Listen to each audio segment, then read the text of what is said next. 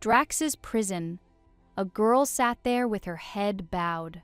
Suddenly, a very handsome guy approached her and said that he needed her help. The girl immediately beamed and said that she was completely at his disposal. The guy said that he should become emperor. The girl was surprised. It seemed like he was starting a rebellion or something worse. The Hexen Empire already has a current emperor, as well as a crown prince ready to ascend the throne. The current emperor's younger brother, third in line to the throne, he comes immediately after the prince and his brother, despite the fact that there are two strong contenders in front of him. They can be gotten rid of quite easily. The girl giggled shyly and noted that he was, after all, a great duke. The gentleman noted that it seemed that she had already heard some rumors about him. Otherwise, she wouldn't have laughed right in his face. The girl confirmed this and asked again if there was anyone in the empire who had not heard of him. He is invulnerable, the beast of the borderland, the black wolf of the battlefield, the might of the empire, and the shame of the imperial family of Hexen, whose brain is made up of muscles. This is Rexed van Hexen. In someone so aggressive and cruel, no one would see a drop of the elegance and restraint inherent in members of the imperial family, even if they put on rose-colored glasses. Actions, not words. Cruelty, not law. Even though he was a nobleman, no woman would dare to propose marriage to him. To top it all off, the now tranquil emperor had given him the empire's borderland, the land of Drax in the cold north. A subtle hint that his place is only among wild animals is nothing more than an attempt to throw out the source of shame from the imperial family. However, Rexed van Hessen really did put all his efforts into the work assigned to him, since the borders of the empire, which were under the strict supervision of the Grand Duke, were never captured. In conclusion, the girl can say that the man in front of her simply has no chance of becoming an emperor. In its entire history, this world has never known such ignorant leaders, especially those who had nothing but strength. The leaders were smart and cunning. They got everything they wanted as soon as they opened their mouths a few times.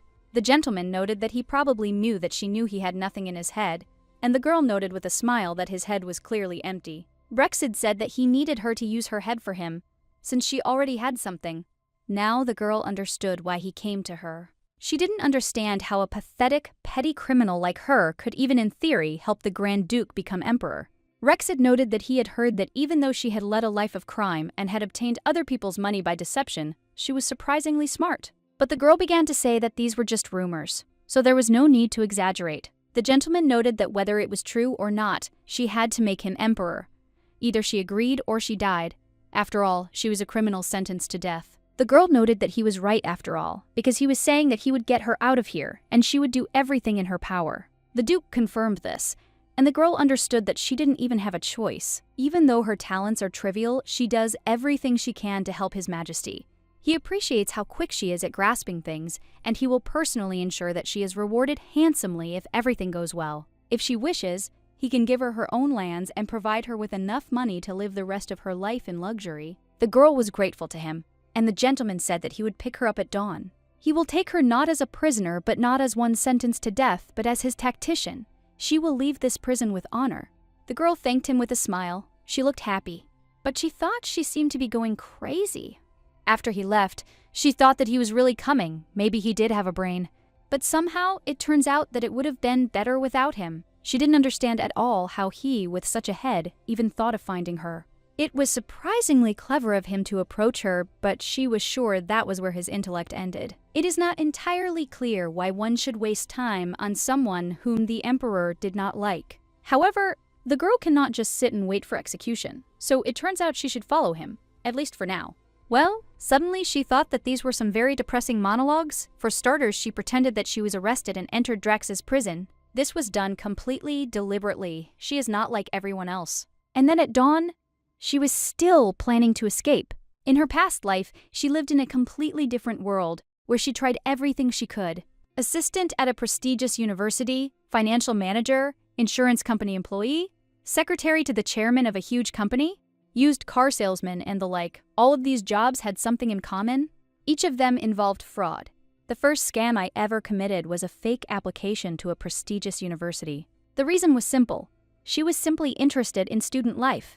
After that, she pulled off all sorts of scams, both big and small. She eventually became a first-class con artist, and wanted posters were posted all over the country. Yet, the government was too stupid, short-sighted, and helpless in its attempts to catch her. With a small amount of makeup and the ability to manage her status, she lived like a con artist, leaving no trace. Under the guise of a financial manager who is married to the chairman of a large company. A mansion, expensive cars, jewelry, she simply bathed in luxury. She had everything in her fraudulent life, but she quickly got tired of it and did not sell part of the chairman's shares there under her own name. She then used the money she earned to swim across the sea and find shelter, intending to start a new life. But then she tasted her first failure. People tend to lose sight of the fact that murder is a simple thing, but not for ordinary people, but for the chairman of a corporation that is above the law. It was here that she made her calculations, and it was here that her short life, which lasted only 28 years, was cut short thanks to the efforts of the enraged corporate assassins sent. The girl doesn't even really want to remember her death, because it's creepy. However, that was the price of parasitizing on someone else, so she meekly accepted death. And when she opened her eyes, it was already in a different world. If she had been born into a wealthy family, she would not have had to return to life as a swindler. But she doesn't understand why again. Perhaps she was a liar in a past life, but she had a conscience. She only exploited bad people who did evil things. However, she is grateful that she at least retains the memory of her past life, and she is glad that her resourceful head remains with her. So, after her reincarnation, she became a swindler again. And she's 21 again. She's now a criminal again. The world in which the main character was reborn was very different from her past. It reminded her of the Western Middle Ages. And although their study of science did not go far, this was compensated by magic. It is worth noting that human life, by the standards of her world, was worth almost nothing here. If a peasant without money or power commits a crime, he can be executed on the spot.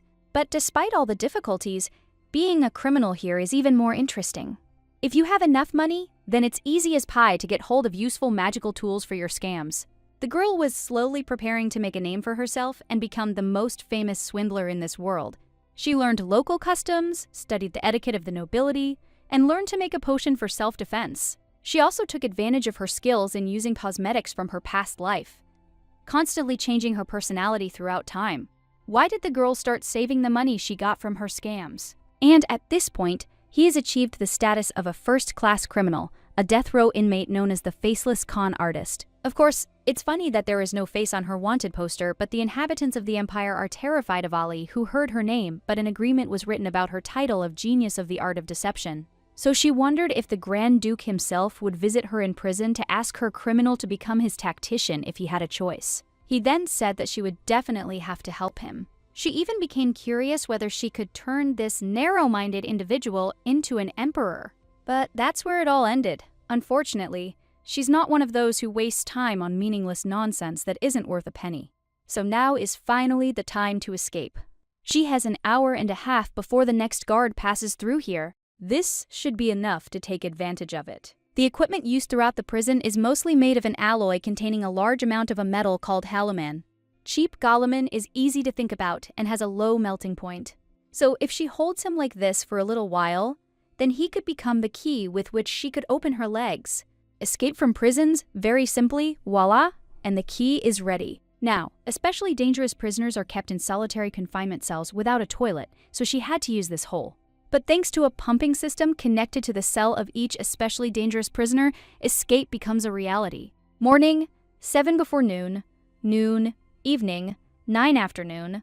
At this time, water is supplied to the pipes in order to wash away impurities. She needs to escape before 7 o'clock if she doesn't want to drown in feces. She had already said goodbye to Drax's damned prison. She also remembered that she had simply forgotten to say goodbye to the Grand Duke. She wished him to become emperor as he wanted and to rule long and idly. The most wanted criminal in the Hexen Empire is named Viper. Perhaps this name comes from her talent with poisons. Her unrivaled success in the art of deception. Even though she's a little arrogant, he likes her eyes. Who would have thought that under the guise of a viper there is a young girl hiding, who was probably a child just recently? The Duke asked if she was really as smart as they said. The servant noted that, of course, this was true. She had been wanted for disturbing the peace in the Empire for 4 years already. This is the butler, Owen Schwach.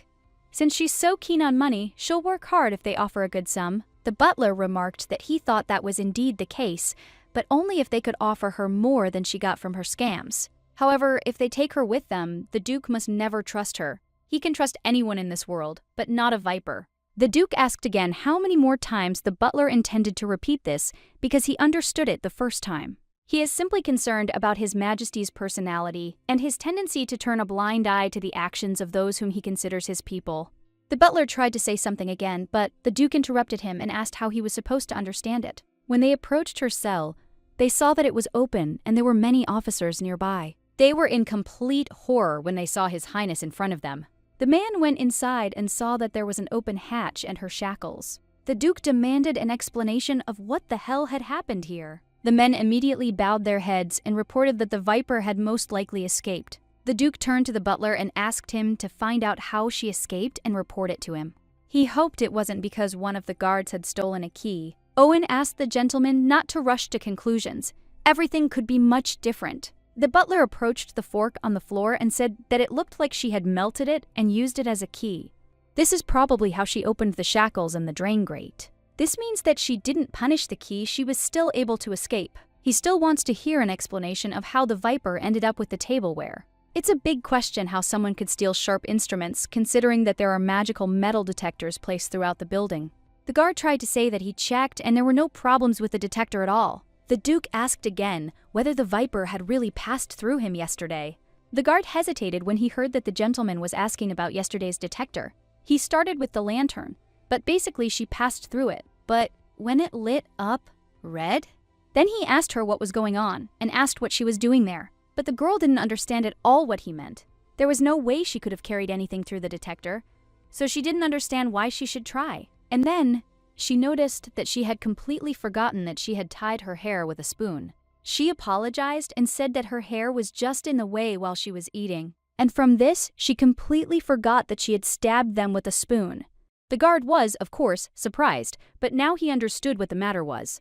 If she were trying to steal something, she would have taken a fork or a knife, but certainly not a spoon. My city told her to be more careful next time. He said he was sure he had taken the spoon from her. There was no way she could have returned it. It looks like she deliberately put the spoon in her hair to distract the guards. Even if she were 100 times a viper, there was no way she could bypass a working metal detector without first turning it off. She hid the fork she had decided to steal somewhere on her body. In this way, she deceived the guard by chaining her with a spoon in order to blame the alarm on her. The Duke and the guard were shocked. They did not expect this. The Duke laughed and felt very amused by this. He noticed that this girl was really something. Just like Owen said, she's not the kind of person who's going to resign herself to the thought of being executed soon. That is exactly it. But the Duke is interested in something else. He asked why the viper was caught in his lands. She carried out her activities so carefully and meticulously that her identity could not be established for 4 years. But suddenly, someone began to shout and appeal to His Highness. It was other guards who wanted him to order their execution. The Duke did not understand what the matter was and asked again. The guard reported that His Majesty's treasure had been stolen from a safe in the basement. The Duke became a little nervous and asked if he meant his ring. The blue mineral symbolizes the noble lineage of the imperial family. This is an elfer. Every time a member of the imperial family is born, they are given a ring or bracelet decorated with an elfer. The fact that such a treasure cannot be lost is obvious. The imperial family will value these gifts no less than their lives. They give them various magical abilities and hide them in the most unexpected places. But now that gift was gone. The butler remarked that he now understood everything. This meant that she came here for the treasures of the imperial family. The reason she revealed her personal information was because she needed to infiltrate Drax's prison. The viper deliberately allowed herself to be captured so that she could be brought here to the ring. The Duke would never have thought that a person could be so brilliant. The butler noted that the gentleman had heard what he had said to him. If he had not prepared protective measures, it would have been terrible. Previously, the gentleman was shocked by some kind of enchantment. He said it was a spell created to prevent slaves from escaping.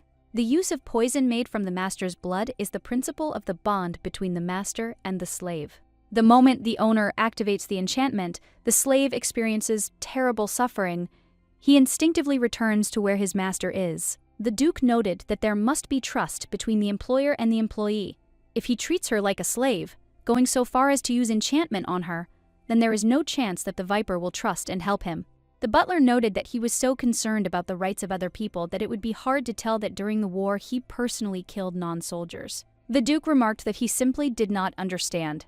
That was something else. The butler remarked that he understood perfectly well what he was trying to say, but alas, there was nothing more they could do. Viper will never join them unless they force her, he is sure of it. Even if they are lucky enough, we won't be able to catch her again. She will just find another way to escape. The Duke had no intention of going that far, but it looked like he would have to. Finally, the main character was able to breathe a sigh of relief. This ring was damn beautiful. Soon, she would run away with this ring straight to Eisenbach. Eisenbach thrives on the sale of magical stones they mine. Now that she has the Imperial treasure, her next legend will be the illegitimate child of the Hexen Empire. Then she will contact the royal family of Eisenbach in Tana and reveal her identity to them. She can already imagine what kind of face the Grand Duke will have when he realizes that the ring is missing. But suddenly, she felt very ill and fell to the ground. She clutched the grass in her hands because of the pain and believed it was poison. Most likely the paralysis causing Shifen or Peraltin. Shifen causes immediate death when consumed. Peraltin also, but these are rare poisonous plants. The girl won't die, that's for sure. She developed a resistance to poisons, consuming them in small doses, but when she could have been poisoned by something is completely unclear. She began to believe that the poison was mixed into the food they gave her in prison. It was colorless and tasteless, she didn't notice anything, and the food didn't have a specific smell, so it definitely wasn't Shifen. But if it's Peraltin, then her body will soon be completely paralyzed and she will hardly be able to blink normally. Her body moves on its own. She doesn't understand when this will happen. When she crawled to someone's feet, the pain stopped. When she looked up, she saw the Duke in front of her, asking where she was going. The girl began to worry, because in front of her was Rex Van Hessen himself. He should have suspected something was wrong when they grabbed her with such ease, but he wasn't one to think ahead, so he didn't expect this. Who would have thought that her motive was the Imperial treasure? The girl started laughing and remarked that it was very pretty. He noted that he didn't think she stole him just because of his beauty. I wondered what else she might need it for, and he noted that, however, she could keep it for herself. After that, he put a ring on her ring finger, and the girl was completely shocked. She didn't expect this and noted it because if he lost the Imperial treasure, he would have problems. But it doesn't matter, because now she will always be there. Just like the ring she is wearing, the girl from me belongs to him. The girl was completely horrified and did not understand why he decided that. He is as heartless to me as people think. It is simply terrible to watch her little body shudder in agony. Now she understood what kind of poison it was. It was all a plan by Rexid Van Hessen, who was waiting for her to escape. It seems he is more cautious than she thought. The girl noted that she could have died from such a dose of poison. But the gentleman said not to worry. She definitely would not die from such a quantity. And if someone with her talents died so soon, it would be the greatest loss because she is a genius in the matter of deception. He said that he would repeat himself, that he needed to become emperor. No matter the cost, the girl now realized that he had a completely different motive. Let him know that he has no talent to run an empire. But she doesn't understand why he wants to create problems for the Imperial family so much. Rexid told the Viper to follow him. He promises to give her everything she asks for. The girl tried to say something, but he said that it was not a proposal. He said she should understand that in this country, death row inmates have little choice. If she wants to live, she will do as he says. Instead of dying and letting her great brain go to waste, she should rather benefit both of them and work for him. The Duke also noted that it was very hot now, and if possible, he would like to grant her the honorary title of Special Messenger. But he grabbed her, and she didn't expect it. He noted that, due to her skill in deception, she would simply run away if he allowed her to go on her own. And so, he will simply pick her up and carry her in his arms. Of course, he wouldn't carry her in his arms the whole way, so they continued in a carriage. She can't be trusted. Everything she says is a lie. Every expression on this girl's face is a mask. He's not even sure that she's a real viper. As soon as the opportunity presents itself, he'll take her skin. Suddenly, he asked her name and the girl was surprised. Not James, who went door to door selling counterfeit jewelry. Not Elizabeth, the Empire teacher. They didn't even know her name. Young merchant Johnny. The girl noted that it seemed like he was really interested in her, and he confirmed this. And the rest didn't know about her at all, so it looks like he'll have to uncover many more of her lies. The girl remarked that she was very interested. It seemed that he was not as ignorant as people said. In general, the butler told him this, but he will not tell her about this. Still, Rexid wanted to know what her name was. The girl said that she didn't have a name. He asked again, and she said that she didn't have a name because no one had given her one. The Duke believed that she simply had no parents. The girl replied that she didn't remember, but she didn't just fall out of the sky, someone gave birth to her. He wondered if she had lived in a normal family, perhaps she would not have thought about becoming a fraud. She was just lucky to live with the right people, and not for long. The reason why it is so difficult to catch her when I am is that she is not registered anywhere. She has no documents in any country. She will stay with him and help him in any way she can. So if he wants to give her a name, he can choose anyone. The Duke asked again if she would really help him, and the girl did not understand why she would go with him to his estate if she did not intend to be with him. The Duke replied that he had no idea. He didn't know what was going on in her little head. He doesn't understand how he knows that she isn't thinking of an escape plan right now. The Viper said that she had changed her mind. Before, she only knew about him from rumors, and she didn't think that she could trust and serve him openly. The Duke wanted to know why she changed her mind. The girl replied that she would never have thought that he would think of everything and send food. She also noted that such unwavering determination is sometimes simply necessary. I became curious about what he poisoned her with, believing it was chiffon or Peralton. She realized that it was a colorless, odorless poison, so she didn't even realize that she had consumed it. But she knows that chiffon has a certain aroma, which is why she decided that it was Peralton, but the symptoms did not match. The Duke asked why she was asking him. He didn't look like an idiot. She thought he would just tell her what he poisoned her with. Still, it's logical. He could tell her, but he doesn't really want to. Even if she is just a criminal who doesn't know her rights, he wants her to help him. But he can't just tell her that without it putting a spell on her. The girl said with a smile that she was still asking to give her a name. She would agree to any. This young lady is very pretty. It was a waste of her wits to commit fraud, but without that talent, she would have had to deal with many of the problems herself. It would be difficult for a beautiful commoner to live a normal life here in the Empire. He'll probably have to think about a name, but he agrees. He noted that he had to admit that he hadn't expected the brilliant swindler to be so beautiful. The girl even became embarrassed and noted that he had better stop trying to tear her face off. She noticed that her face was real and she could assure him of it. The Duke realized that he was caught and she said that she agreed with him. Caution is doubtful. All this is a very useful quality. The most important ones to survive in a big city. The Duke was confused, but suddenly he smelled a strange smell. He looked at her and the girl smiled shyly. She used the sewer system where everyone was doing their business to escape. The Duke noted that nothing could be done about it. He asked the coachman to stop the carriage. They entered a wonderful store. The girl was shocked. Right from the doorway, the Duke told Madame that he was buying the entire store. He buys all the clothes, but the size must be suitable for this girl. The Viper immediately began to say that one set of clothes would be enough for her, but he didn't understand how one could live with one set of clothes. If they got dirty, she couldn't just wash them and wear them again. The girl said she thought he did the same, but the Duke was horrified. The Viper said that she did not understand how she could wear such expensive clothes. Of course she washed them if they got dirty and wore them again. The Duke did not agree with this, and said that he did not understand what she was doing with all this stolen money. He asked, "But what does she spend it on if not on clothes for herself?" The girl replied that she had been providing shelter, and since the day she was abandoned in a dark alley, there were many sick people there and the medicine was very expensive.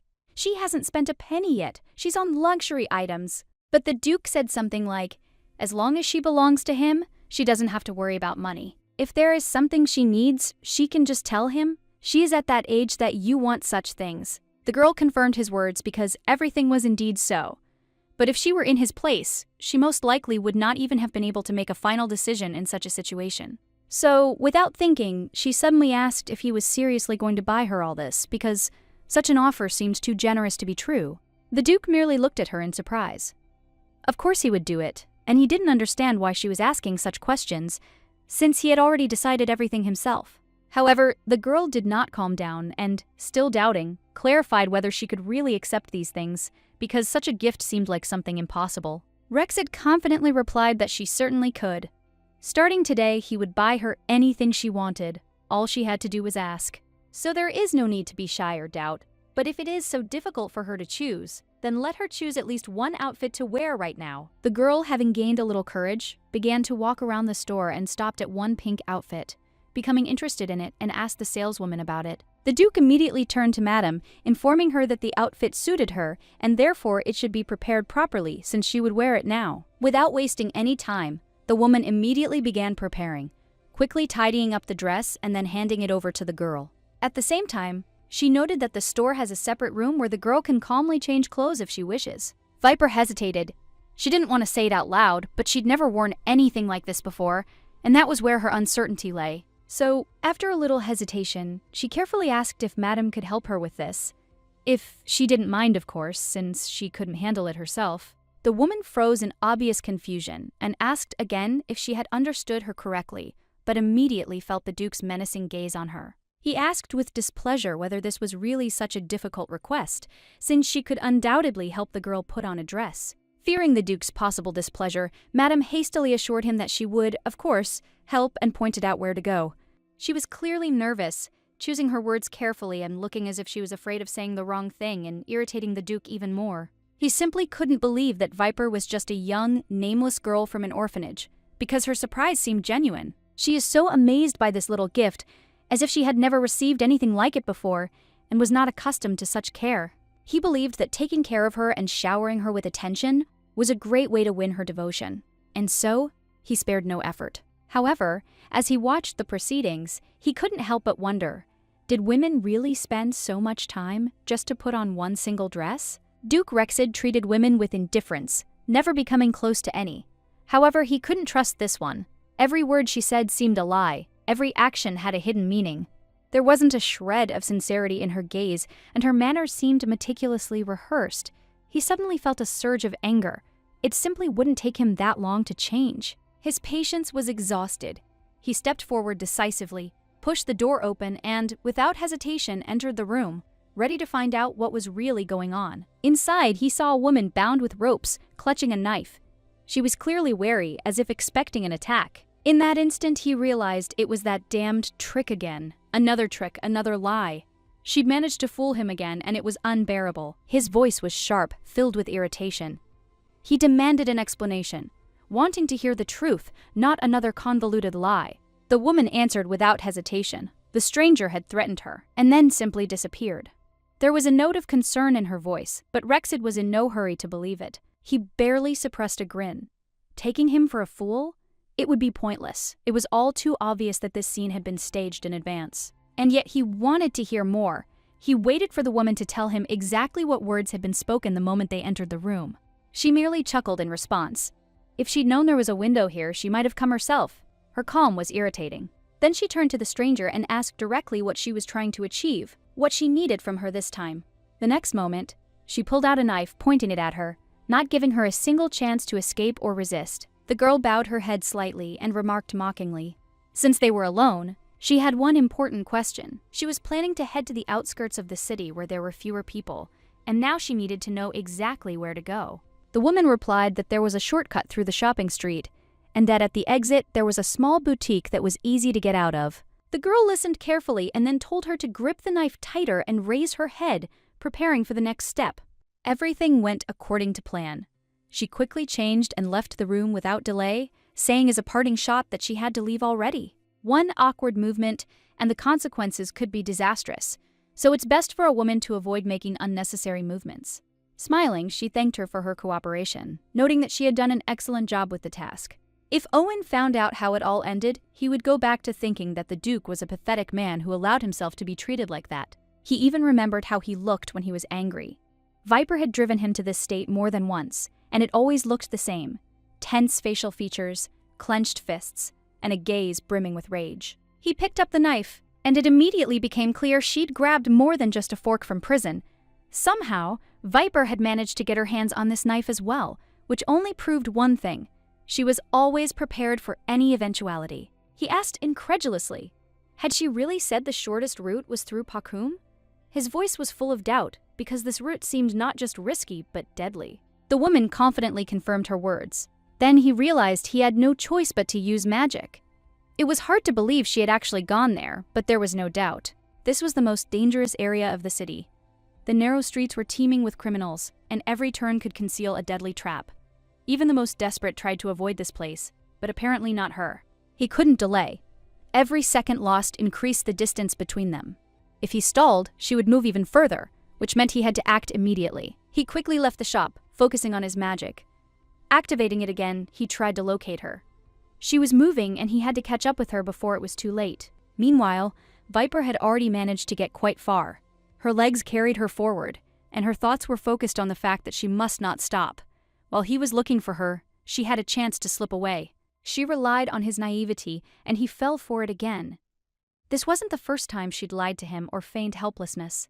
Who would have thought it would be so easy to deceive him? She was certain that someone like him would never become emperor. Though he tried, his mistakes spoke for themselves. A leader must be insightful, but he allowed himself to be fooled by tricks, even the most obvious ones. No matter how hard he tried, he wouldn't succeed. He lacked the toughness, the intelligence that a ruler needs, and time after time, he only proved this by allowing himself to be deceived. She knew that if she lost consciousness here, in a place like this, it would be the end for her. There were no good Samaritans in this area. Here, she would either be killed or sold, and both options were unacceptable to her. But suddenly, she crashed into someone. The impact was unexpected, sharp. For a moment, her vision blurred, but soon the figure of a stranger appeared before her, and something about him immediately struck her as dangerous. At first, she couldn't get a good look at him, but when her eyes adjusted to the darkness, an unfamiliar man appeared before her. His face was unfamiliar to her, but his gaze revealed a man accustomed to power. He approached her, never taking his eyes off her, and mockingly inquired what such a noble lady was doing in such an inappropriate place. His voice held a mixture of curiosity and obvious threat. Viper instantly realized the situation was becoming dangerous. Had she known she'd be faced with such a turn of events, she would have chosen clothes that would allow her to move faster. Right now, her outfit was getting in the way. The man reached out to her, clearly intending to grab her, but she reacted just in time. Her body responded instantly, and she managed to jump aside, avoiding his grasp. She grinned and promised to show him something unusual, her little trick. Her voice was confident, but inside she felt a slight tension. However, when she tried to demonstrate her plan, her body suddenly weakened and she collapsed onto the cold floor, unable to maintain her balance. This sensation was already familiar to her. She'd experienced exactly the same thing in the forest. It couldn't be ordinary poison. Its effects seemed too strange and unpredictable. It was most likely magic, but its nature remained unclear. Perhaps it was triggered precisely at the moment of application of force, since the girl felt no pain, and it was as if her body no longer belonged to her. The man watching her came closer, his eyes flashing with joy. He'd clearly expected this outcome, but it didn't come as a surprise to her. He didn't bother explaining what was happening to her, so she had to figure it out on her own. This angered her, but she wasn't about to show weakness. The man laughed, looking down at her. He sarcastically remarked that it seemed she had overestimated her strength and was now paying for her overconfidence. With undisguised sarcasm, he added that her outfit was indeed very nice. His words were mocking, and there was a clear hint of malice in them. Then, shaking his head with a smile, he remarked that she must be crazy to decide to crawl on the ground in broad daylight like a miserable beggar. He mockingly asked where she was so eager to go, and mockingly suggested that she hurry up, since such a beautiful lady clearly shouldn't linger in such a position. The girl watched him in horror, not believing he was being serious. His behavior seemed completely inappropriate to her, as if he had lost touch with reality. The man approached her slowly, his smile unwavering. A dangerous glint flashed in his gaze, sending an unpleasant chill down her spine. He spoke again, wondering what she'd pumped herself up with to make her look so pathetic. His voice was tinged with undisguised curiosity. He then suggested that people like her were unlikely to buy the cheap junk sold on the streets, as they always had access to something much more valuable. He confidently declared that she must have something better hidden away, and expressed hope that she had saved some for him. There was a hint of blatant innuendo in his voice. But suddenly he froze, raised his head, and the next moment his face contorted in surprise. He clearly saw something that made him tense. The viper also raised its head and barely managed to notice the man fly off to the side, as if struck by an unknown force. It all happened too quickly. Blood flashed through the air. He was dead. His body collapsed to the ground, and scarlet drops scattered across the floor, painting it a dark color. The girl turned her head to the side and saw a huge man. He looked at her with a grim expression and coldly asked if she wanted to die. He stepped closer, hovering over her, and then, with a slight grin, asked why she was sprawled out there, as if this was the most comfortable place to rest. It took Viper almost 20 minutes to reach this street from the boutique. She thought she'd gone far enough, but the Duke was faster. He'd already caught up with her. She desperately tried to crawl even further, hoping to put more distance between them. But her strength was waning, and her legs wouldn't obey her. At this time, the Duke, without hesitation, approached her pursuer, grabbed him by the face and squeezed so hard that he did not even have time to react. Viper stared at the sight in amazement. How could he lift that brute so easily with one hand? There wasn't even a hint of strain in his movements. The Grey rose to her feet and, without losing her composure, asked the Crown Prince to wait a moment. It was important for her to do this before the Duke took any drastic action. She knew it would end this way and tried to stop him beforehand. But it was useless now. The situation had already gotten out of her control. The Duke reminded her again of what he'd already said. The ring wasn't going anywhere. And now she had no doubt that getting rid of it was simply impossible. The Viper realized that as long as this ring was on her finger, she couldn't escape. Running was pointless, because her every move was being monitored. She admitted that she had thought so. She had taken the ring with her only in case of emergency, but as it turned out, it hadn't helped avoid problems. The girl asked if the Duke was using a spell, and he calmly confirmed it, seeing no point in hiding the obvious. Now everything became completely clear. She couldn't escape, and even asking was pointless. The Duke knew perfectly well that she understood this. Realizing resistance was futile, she merely expressed gratitude for his quick response. Otherwise, her dress would certainly have been ruined. The Duke looked at her with obvious suspicion. He was certain she was planning to run away again, and he had no doubt in his suspicions. Viper tried to dissuade him. This time she hadn't even hoped for a successful escape. The realization of magical control had killed her last hopes of freedom. Now that she knew the spell was working, she wasn't going to do anything stupid again. The only question was what would happen next. The girl looked closely at the Duke and asked why he was looking at her so strangely. There was something strange in his gaze. In response, without further ado, he picked her up in his arms and headed in the other direction, leaving her no choice. Viper sighed and tried to explain that she could walk on her own. There was a note of reconciliation in her voice. She didn't want to argue. She began to apologize for running away, but the Duke cut her off. He made it clear that her feet would not touch the ground until she reached the estate. Moreover, he advised her not to even try to break free if she did not want to make her situation worse. Well, there was no choice. She wasn't going to suffer the same fate as that unfortunate guy, so she'd stay here for now, as valuable cargo. Here comes her second kidnapping. Only this time she didn't even have to resist. It all happened too quickly. The Duke carried her right to the estate gates, never letting her go. She had no doubt he would do just that. The butler, seeing this scene, was clearly surprised. He hadn't expected to see the Duke calmly carrying her over his shoulder as if it were the natural course of things. The butler looked at the Duke carefully and asked with slight bewilderment what he was holding in his hands and why he had returned at such a late hour. His tone made it clear he hadn't expected such an appearance. Rexid sighed wearily and remarked angrily that this girl was running around the city like a madwoman, giving him no chance to catch her. Hunting her was proving more difficult than he'd expected. Hanging upside down, the girl finally managed to speak up and ask to be put down. Blood rushed to her head, causing everything around her to throb and ache unpleasantly. The Duke stopped mocking her and gently lowered her to the floor.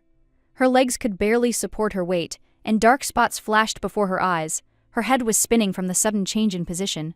Owen straightened up abruptly, greeting her in a solemn voice. He quietly announced that from now on she was a guest at the Grand Duke of Hessen's estate, and she would do well to remember that. With a slight grin, he called her nothing less than a genius of deception, then added that she was now known here as Mrs. Viper. His tone was both respectful and mocking. Rexit got straight to the point without delay. He declared that they needed to sign a contract, the terms of which had already been worked out and were non-negotiable. As it turned out, the agreement had been prepared in advance, and Owen immediately presented it, confirming that everything had already been settled, and all that remained was to sign. The girl raised her eyebrows in surprise, clearly not expecting such speed, and Owen introduced himself with a polite smile, explaining that he was His Highness's butler and was in charge of all matters in the estate. He added that she should simply address him as Owen, without unnecessary formalities, since they would be crossing paths often from now on. The girl looked at him incredulously and, narrowing her eyes, asked if he was the one who cast the spell on her. There was irritation in her voice. Owen looked a little embarrassed, but he didn't deny it.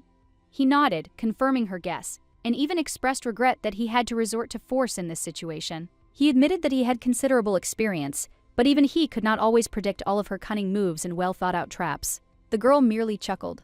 She'd long known that the key to a perfect scam was concealing one's emotions and remaining vigilant. It was clear from Owen's eyes and demeanor that he was no ordinary butler. It wasn't the Grand Duke's idea to cast a spell on her, but his. The girl, recognizing the gravity of the situation, cautiously asked if there was a way to remove the magic.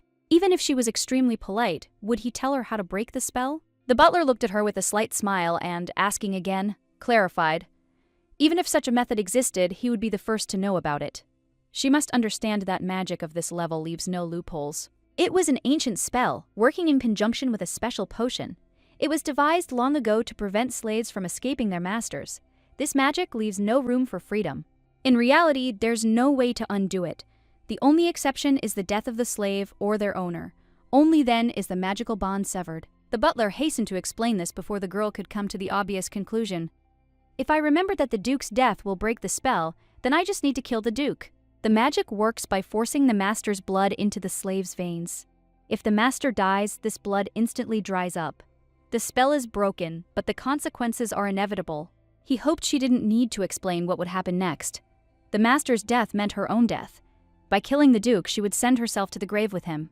When the Duke himself learned of this magical property, he was utterly horrified. Without thinking, he grabbed the butler, unable to hide his shock. He shouted at him, demanding an explanation. Why hadn't he told him this right away? Why had this crucial detail of the spell been hidden? The Duke was furious. The girl watched silently. Gradually, a clear picture emerged in her mind. She now understood what this man was like. Besides his lack of intelligence, the Duke had a weak spot. She saw how easily he lost his temper when put in an awkward position. He holds the fates of those condemned to death in his hands. Whatever he orders her to do, she has no choice. However, she was surprised by how emotionally he reacted.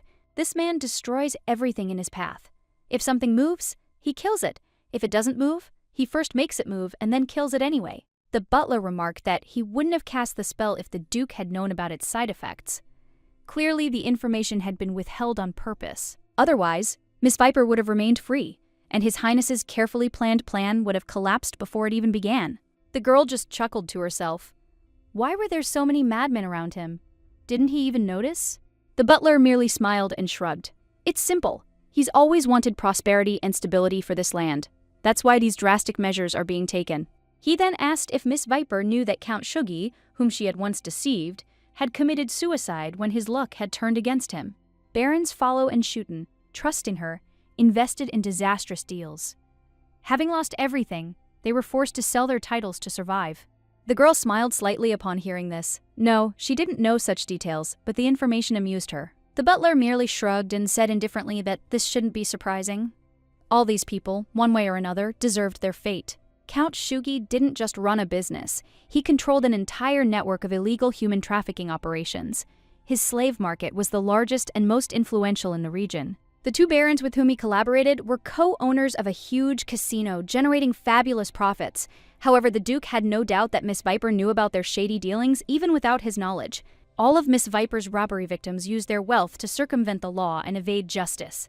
None of them were cleared before the court or before their own consciences. The Duke noted with a cold smile that since these people were no longer alive, there were no problems with them. However, that didn't mean all of Miss Viper's own crimes could be so easily forgotten. And the girl herself didn't commit these daring robberies for someone else's benefit. Her goal was never to atone for evil or protect anyone. Of course not. She simply chose goals she wouldn't regret later. It made life easier for her, without burdening herself with unnecessary guilt. In an ideal world where evil people didn't exist, no one would need to steal, kill, or hide. Everyone could simply live in peace. But reality is harsh. Miss Viper was declared wanted 4 years ago and sentenced to death for her many crimes. Her name has become a symbol of horror for some and admiration for others. Luckily for her, His Highness Rexed Van Hessen decided to give her a chance. He offered her the chance to forget her past and start a new life as a law-abiding citizen. From now on, the Grand Duke himself and his entire staff will view her not as a criminal, but as a business partner. This partnership will benefit everyone. As soon as she signs the contract, her fate will change. She pledges to help His Highness take the throne, no matter what the means. And, of course, she'll sign it. At that moment, she feels like the chief of staff at the Blue House, making an important political decision. The Blue House is the official residence of the South Korean president. Who would have thought the day would come when she would sign such a dishonest agreement? The butler asked incredulously if she was sure she didn't want to reread the contract before signing it. This could have saved her from any unwanted surprises in the future. After all, according to the terms, it is no longer possible to change its content, although, if necessary, clauses concerning her personal requirements can be added. For example, salaries. an annual renewable contract, the salary amount of which has not yet been specified, but with a set cap of 1 billion norths. Moreover, any additional expenses incurred during the work process would be covered without question. Essentially, there was nothing more to discuss. The butler was stunned. He couldn't even figure out when she'd managed to read the entire document. He thought she'd simply sign it without looking. The Duke narrowed his eyes in displeasure and irritably ordered her to stop dawdling. He was impatient to complete this formal process as quickly as possible. The girl decided she needed to add something important to the contract. She took her time, knowing it could radically change the entire agreement between them. The Duke kindly asked her what she wanted to change. She replied that if she ever proved her worth and his need for her services disappeared, he should break the contract. She was under a spell that made her feel controlled. She couldn't understand what would happen if he continued to treat her like a slave, even after becoming emperor. The gentleman asked again if she really considered him so dishonest. The girl looked up, explaining that they had met less than a day ago and it was difficult for her to trust him so quickly. She wanted to be released from her contract as soon as its terms were fulfilled and the contract terminated. This was an important condition for her to move on. Despite her doubts and fears, she signed the contract anyway. It was her decision, despite all the risks, which she was fully aware of. Once the contract is terminated, Rek'Sai Van Hessen will no longer use spells to fulfill the terms. Both parties guarantee the fulfillment of the agreement by signing it for life. The contract, forged from Eisenbach's purest mana, guaranteed its fulfillment with its own power, and breaking it would cost one's life. It was a powerful tool for enforcing obligations. She believed the Duke had such a contract and her intuition was correct. He paused, not immediately responding to her remark, as if considering whether to reveal everything at once. The Duke smiled and noted that he hadn't expected her to know about such a contract. His surprise was brief, but it didn't go unnoticed in the girl's eyes. He agreed to her proposal, but the butler was clearly shocked. He hadn't expected the Duke to so easily agree to the terms, which were quite harsh. The Duke instructed the butler not to create unnecessary disorder. He had no intention of causing a scene, especially after he had already taken someone's life without warning anyone. Viper sensed that Rek'Sai Van Hessen had truly weakened. She was confident in her intuition and was glad that her senses had been correct. She smiled happily and asked if he agreed to the terms. He confirmed this and said he hadn't cast the spell to treat her like a slave. It was the least he could do. However, he hoped that everything would be done well. He didn't want to be disappointed in her professionalism and expected her to justify his trust. The girl confidently declared herself a true expert. The Duke told her to simply follow him, confident she could handle the task. When they entered the treasury, her eyes widened in amazement. There was so much there that she couldn't immediately comprehend how valuable the place was. She was amazed. The girl couldn't believe what she was seeing. She had never encountered such riches before, and she didn't expect to see anything like this. The Duke, noticing her surprise, asked if she wanted anything from what she saw. He also noted that the treasury was enchanted, an important aspect of its security. If she tries to activate this mechanism, she'll be in danger and she should think twice before doing anything. The risk is too great and the consequences could be fatal. It all depends on her decision. If she decides to steal something, it will lead to dire consequences.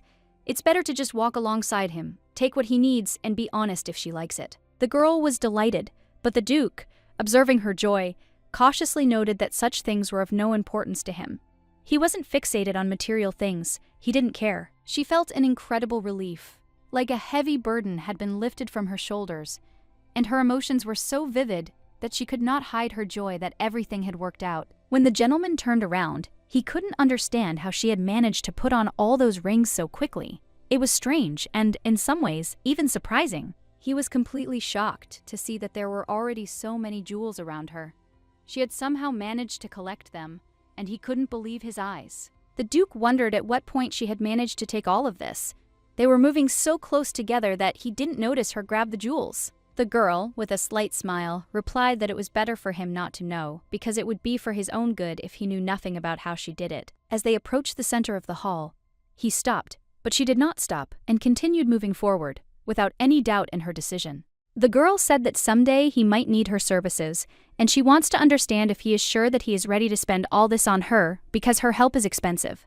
The gentleman calmly replied that it didn't matter to him. He considered it useless. She was a little surprised by his words, but at the same time, she realized that Rek'Sai truly didn't care. He was a man who had everything and needed nothing, and for him, power and material wealth were not important. He simply didn't need them. Why then had he decided to become emperor? The question remained unanswered, and she couldn't understand his motives. Suddenly, he called her to him. They approached the counter, and he placed the contract there.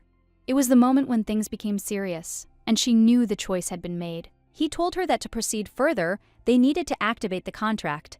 This was a prerequisite for continuing their journey. Rexid pulled out a dagger and said the contract's notch had to be filled with the blood of both parties. This was a mandatory condition, and she had to agree. The girl felt a wave of fear as she was about to take an important step. She didn't know what to expect, but she had to face this challenge. She asked again if he really hadn't changed his mind, because she hadn't expected that to be the case. She wasn't prepared for such a turn of events. The Duke said that wasn't the issue. A deep incision would have to be made to fill the hole. He hoped she wasn't alarmed by the prospect. He added that he hoped the scar on her hand wouldn't bother her, as it was inevitable. He did everything he could to ensure the agreement was fulfilled. The girl was completely horrified.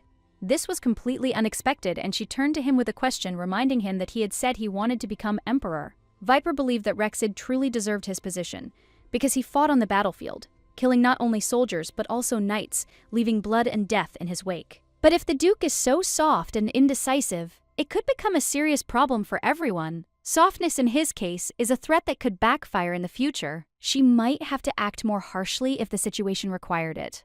She could kill girls, children, and maybe even old people if that was necessary to achieve her goal. She asked him again if he would hesitate if the time came when such decisions had to be made. After all, her trials would not be gentle, and it was important to know his answer. She decided to pick up the knife, intending to cut herself. But Rexid quickly grabbed it and confidently said that this was a completely different matter. There was no need to go down that path. He was sure that he would not be afraid and would not retreat, but the process itself was difficult for him. It was difficult for him to look at his own blood. It made him feel disgusted. However, if you think about it, they weren't obliged to shed the same amount of blood. All that was required was to prove their readiness and decide how important this moment was. Viper was in complete shock as she watched Rexide cut his own skin without the slightest hesitation. He didn't hesitate, just did it as if it were routine. Rexid asked for her hand, and she without hesitation moved closer to him, ready to fulfill his request despite everything that was happening. They moved in that direction, never turning back. He carefully cut her finger, and she felt a drop of blood roll down, symbolizing the conclusion of their contract. It was the beginning of a new journey for both of them. The contract was concluded in such a simple, even primitive manner, but therein lay its strength. It was honest and direct, without unnecessary words or ceremony. Viper thought wryly that this method of concluding such an important contract seemed a bit primitive, but perhaps that was precisely part of its strength, simplicity. The Duke, looking around at everything that was happening, noted that since she had agreed, it meant that she believed in his intentions and did not consider him capable of making her his slave. Dvoretsky, for his part, added that trust is important, but you can't trust everyone. Even heaven has its dark side, and no one should trust so easily. Viper noticed that his butler was truly very smart, and Rexide certainly wouldn't have managed without him. He was a man who always knew what to do in difficult situations. Rexide suggested focusing on building trust between them. Now that they were bound by contract, he would trust her, but she shouldn't think he could be fooled. The Viper noticed that the Duke was probably afraid to hear her say she was planning to deceive him. This alarmed him, and she decided to clarify the situation without leaving any room for misunderstanding. She became a little angry at his concern, but tried to reassure him. She said she understood his doubts perfectly well, and now everything depended on whether he decided to believe her words. The Duke expressed a desire to believe her, but he still couldn't shake the feeling she was hiding something.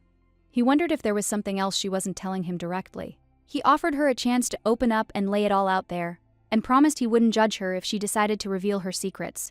But there was still tension in the air. However, his displeasure only intensified when he realized she was simply ignoring him. This angered him even more, and he felt his patience wearing thin. The Viper, despite the tension of the situation, began to laugh. Suddenly, she peeled off her skin, as if shedding something unnecessary, revealing who she truly was. Beneath the mask was a completely different face, a girl with short pink hair. She stood up, confident in her choice. This was her way of shedding all that was unnecessary. She added that she looks much cuter this way, and she likes her new appearance. But in reality, she always tried to make the mask more perfect than her real face. The girl explained that the color of her hair and eyes was just a mask, an attempt to hide her real face, which she always tried to make more confusing and secretive so that people could not expose her. The Duke looked at her in horror and asked if it was really her. She, with a slight expression on her face, asked him if he really wanted to be sure. He panicked and started screaming that she was crazy. He just wanted her to tell him the truth, not show him anything else. He was willing to accept her words, as long as she didn't hide anything. After this, the Duke turned and walked away. The Viper, slightly disappointed, asked him not to be angry. Her request was gentle, but there was still a hint of resentment in it. She remembered the last time she showed her face to anyone without a mask, when she was 6 years old. It was a painful and frightening memory, but also an important one. The Duke was shocked to realize how she had been forced to live with such a condition from such a young age. It changed his view of her, and he began to feel more compassion for her.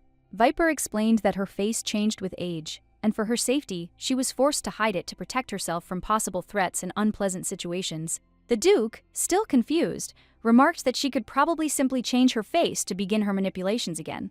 He continued to wonder if her real face might be completely different. She, smiling slightly, noted that she had almost forgotten another important point she needed to clarify.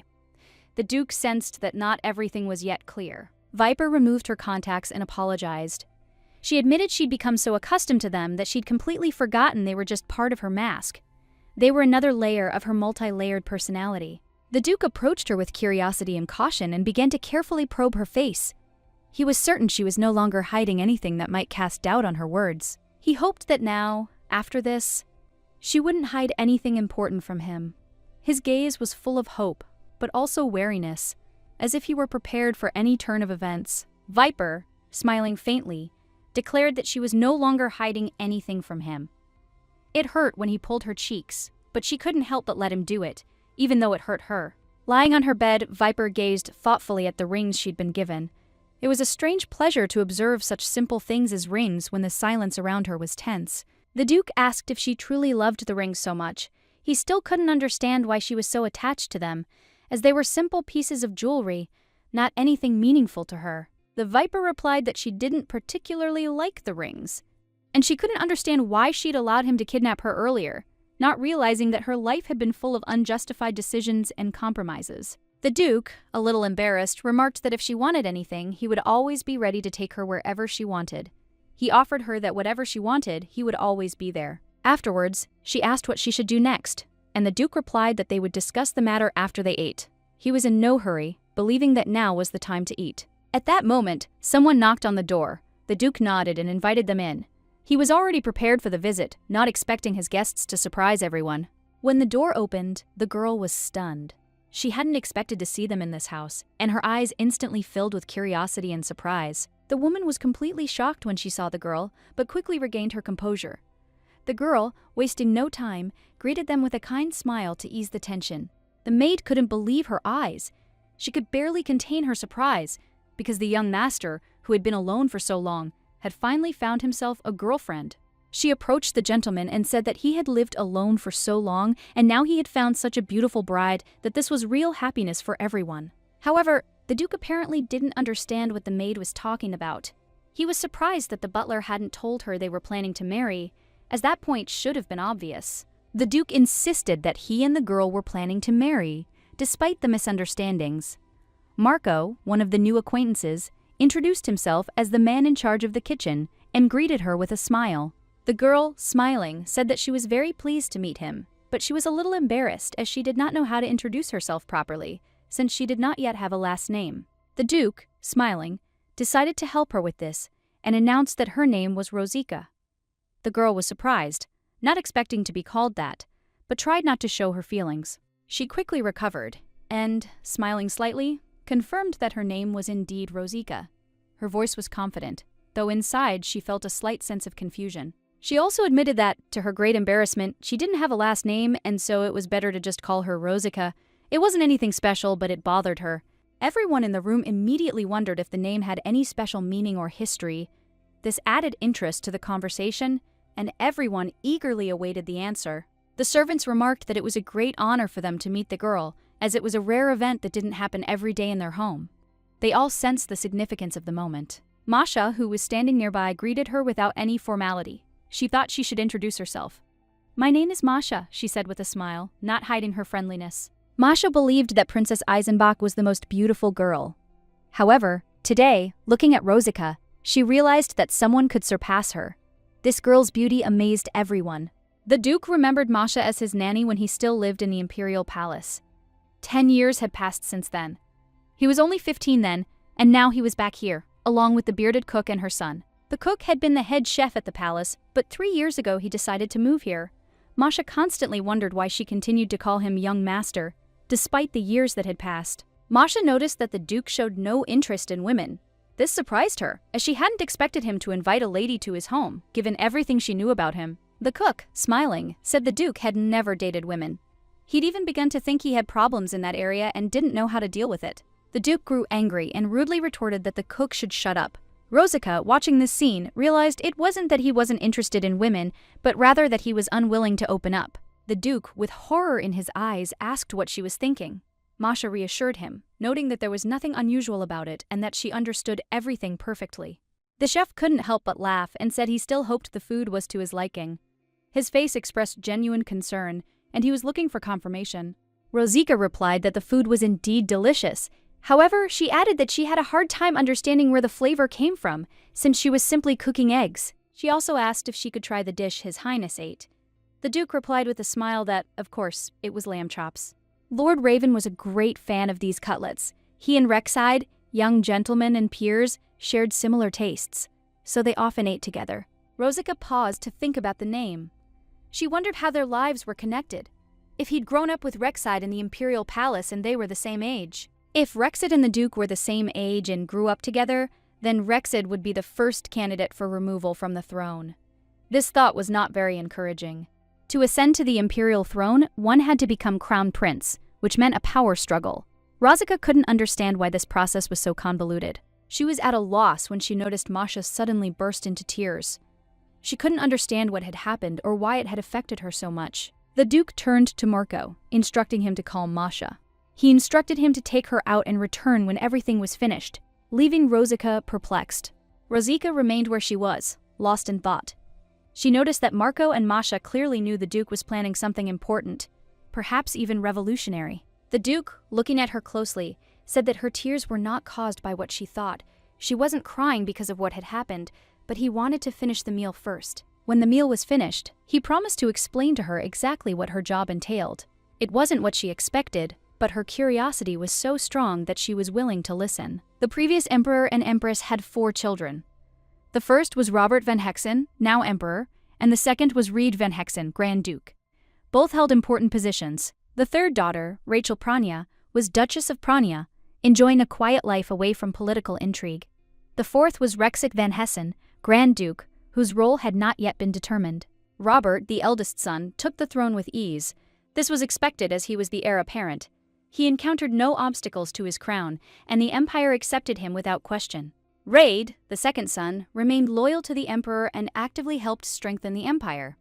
He also worked to expand its territory, but did not aspire to the throne, as he had his role to play. Rachel, third in line, preferred to live a quiet life, not interfering in the affairs of state. Her life as a duchess was quiet and measured, and she made no attempt to change her position. Rexit was younger than his brothers and sister, but for some reason he decided to disrupt the peace. His ambitions were unusually strong, and he began to strive for power, which surprised many, including his family. Rexit dreamed of becoming emperor, and to do so, he needed to defeat 2 other contenders, the Crown Prince and Grand Duke Ride. It was a daunting task, but he was determined. However, the situation wasn't hopeless. The Grand Duke of Ride could be persuaded to abandon his claims if offered something in return, but this would require skillful manipulation. Ideally, Rexide hoped to avoid bloodshed and wanted Ride to voluntarily renounce his ambitions. He believed this would be the purest and most effective path to power. The Duke, however, was certain the task would be difficult even for her. He noted that Rexide was too ambitious to simply give up, and that it would take more to achieve his goal. The thing was, Rexide didn't just want to take the throne. He dreamed of getting rid of the emperor and his family. His ambitions went far beyond a mere power struggle. However, the biggest problem remained the Crown Prince, who wasn't prepared to simply give up his position.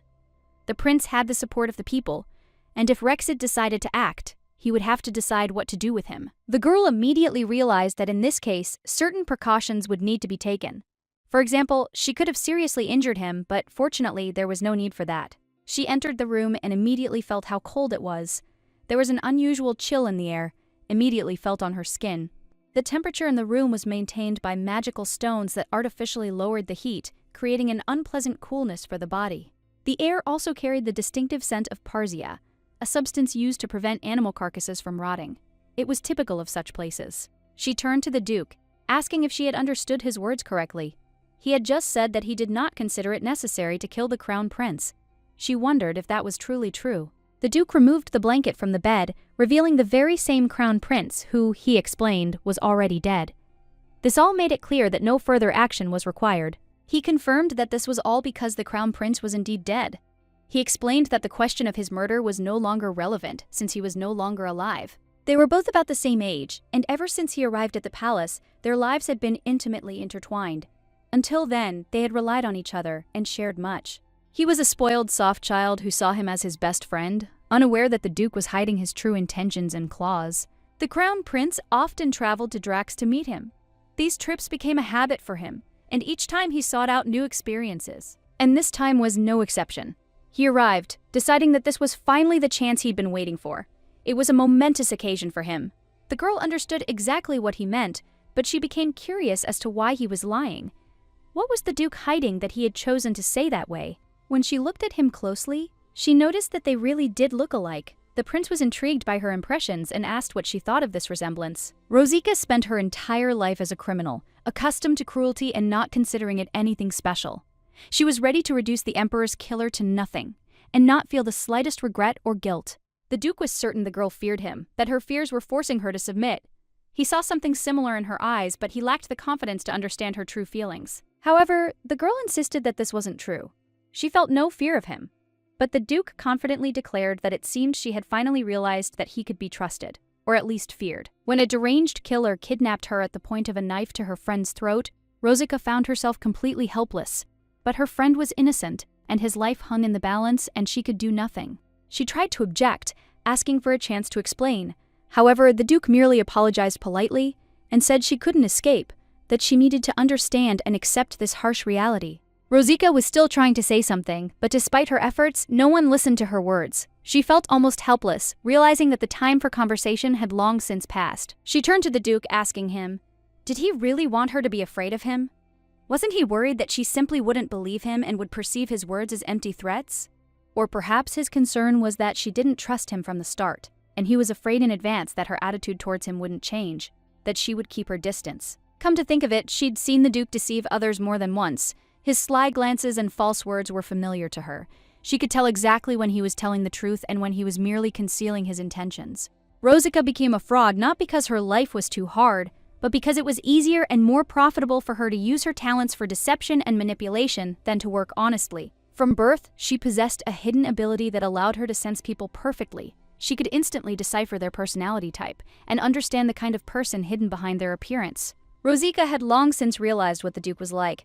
And if she was mistaken, it was only in one thing. She thought he yearned to become emperor. But, as it turned out, his ambitions were quite different, and she had been mistaken in her assessment. The Duke sighed heavily and asked again if she could repeat what she had just said.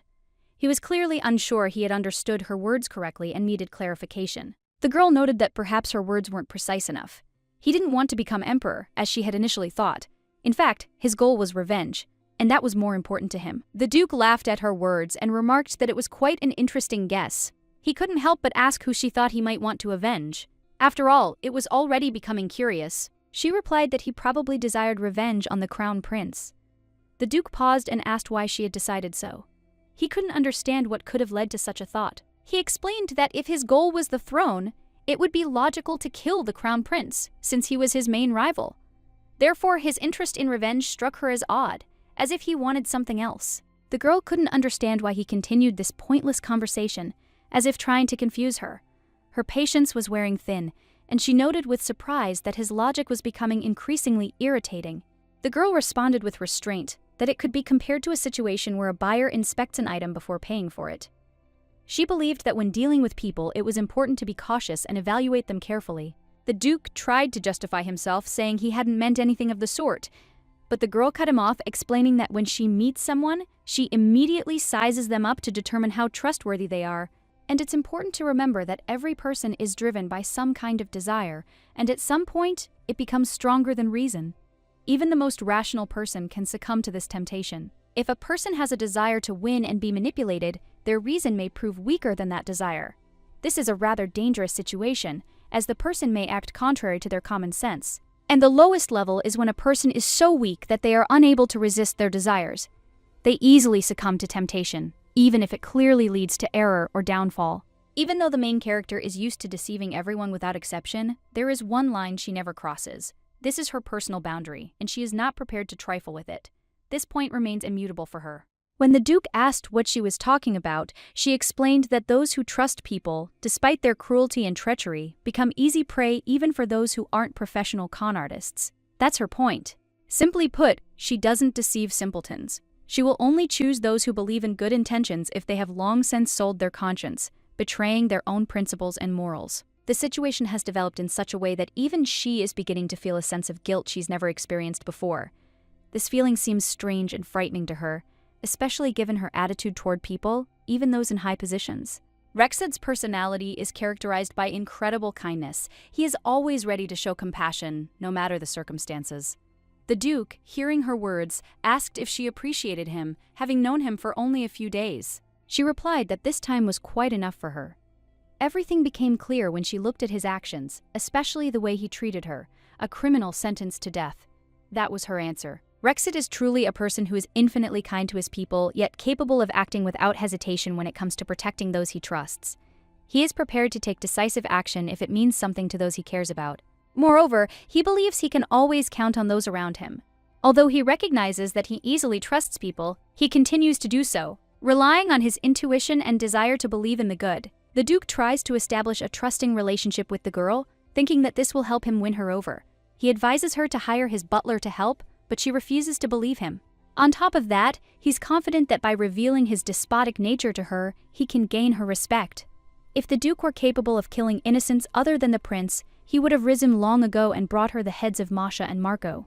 She's convinced there must be no traces left, and she believes the Duke wouldn't be capable of such a thing. She believes he won't take the lives of innocent people. These thoughts are certain in her heart. She believes he shouldn't show his strength because it doesn't suit him. He's surprised that she trusts him and doesn't believe the rumors about his murder of the crown prince, considering them lies. The girl noticed that, despite his declaration that he aspired to become emperor, she saw no clear reason for it.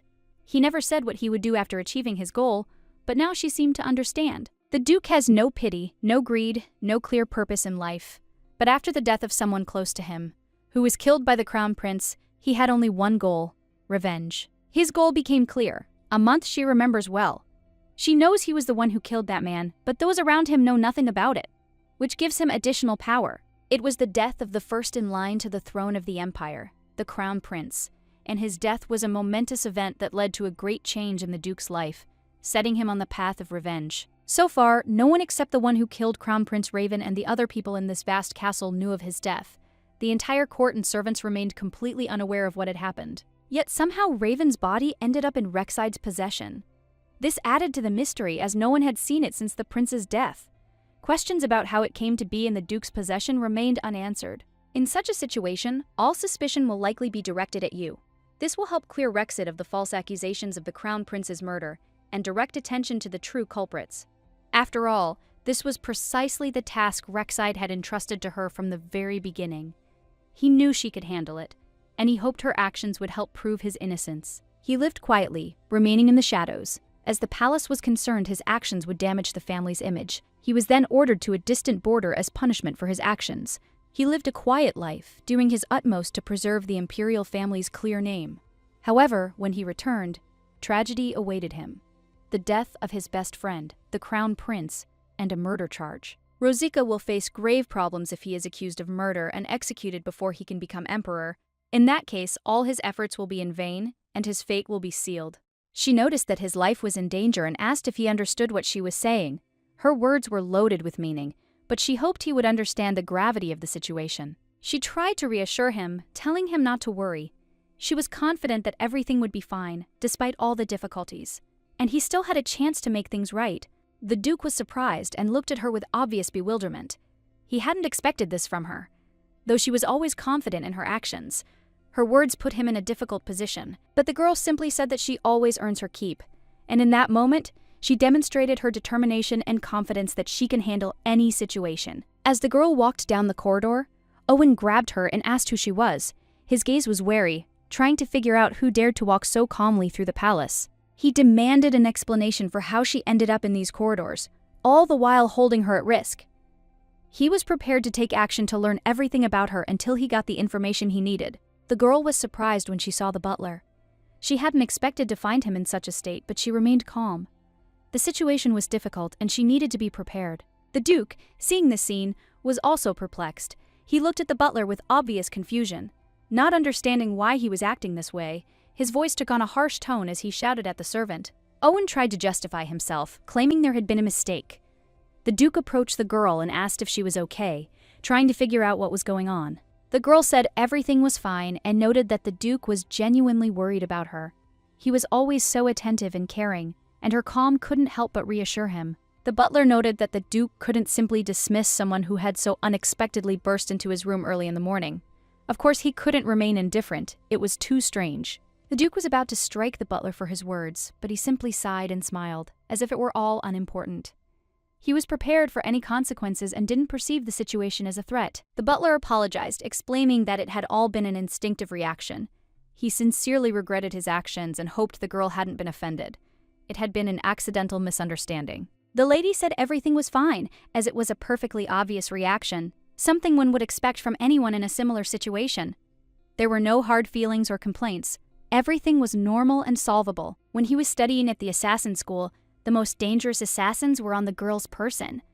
They were all so fragile and beautiful that their abilities made even the most experienced people afraid. The girl asked again, referring to a hired killer, and he confirmed that was exactly what he had in mind. He even recalled those people who slept with a knife under their pillow, but they were all powerless against his classmates. He assumed she found it surprising too, so he distrusted beautiful women. Despite their appearance, his experience taught him to be cautious and not to trust outward signs, even if they could be deceiving. The Viper said she'd always known he was an extraordinary man. His past was truly grand and full of dangers, which couldn't help but leave an impression. The butler was amazed that such a beautiful stranger had ended up in His Majesty's castle. He thought she might forgive him, but she replied that he should have been praised for his insight.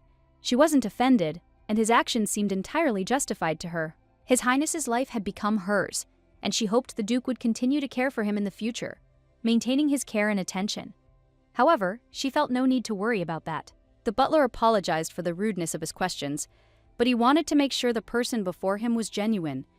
The Duke approached and confirmed that this was indeed the man they had been expecting. He'd already checked this information.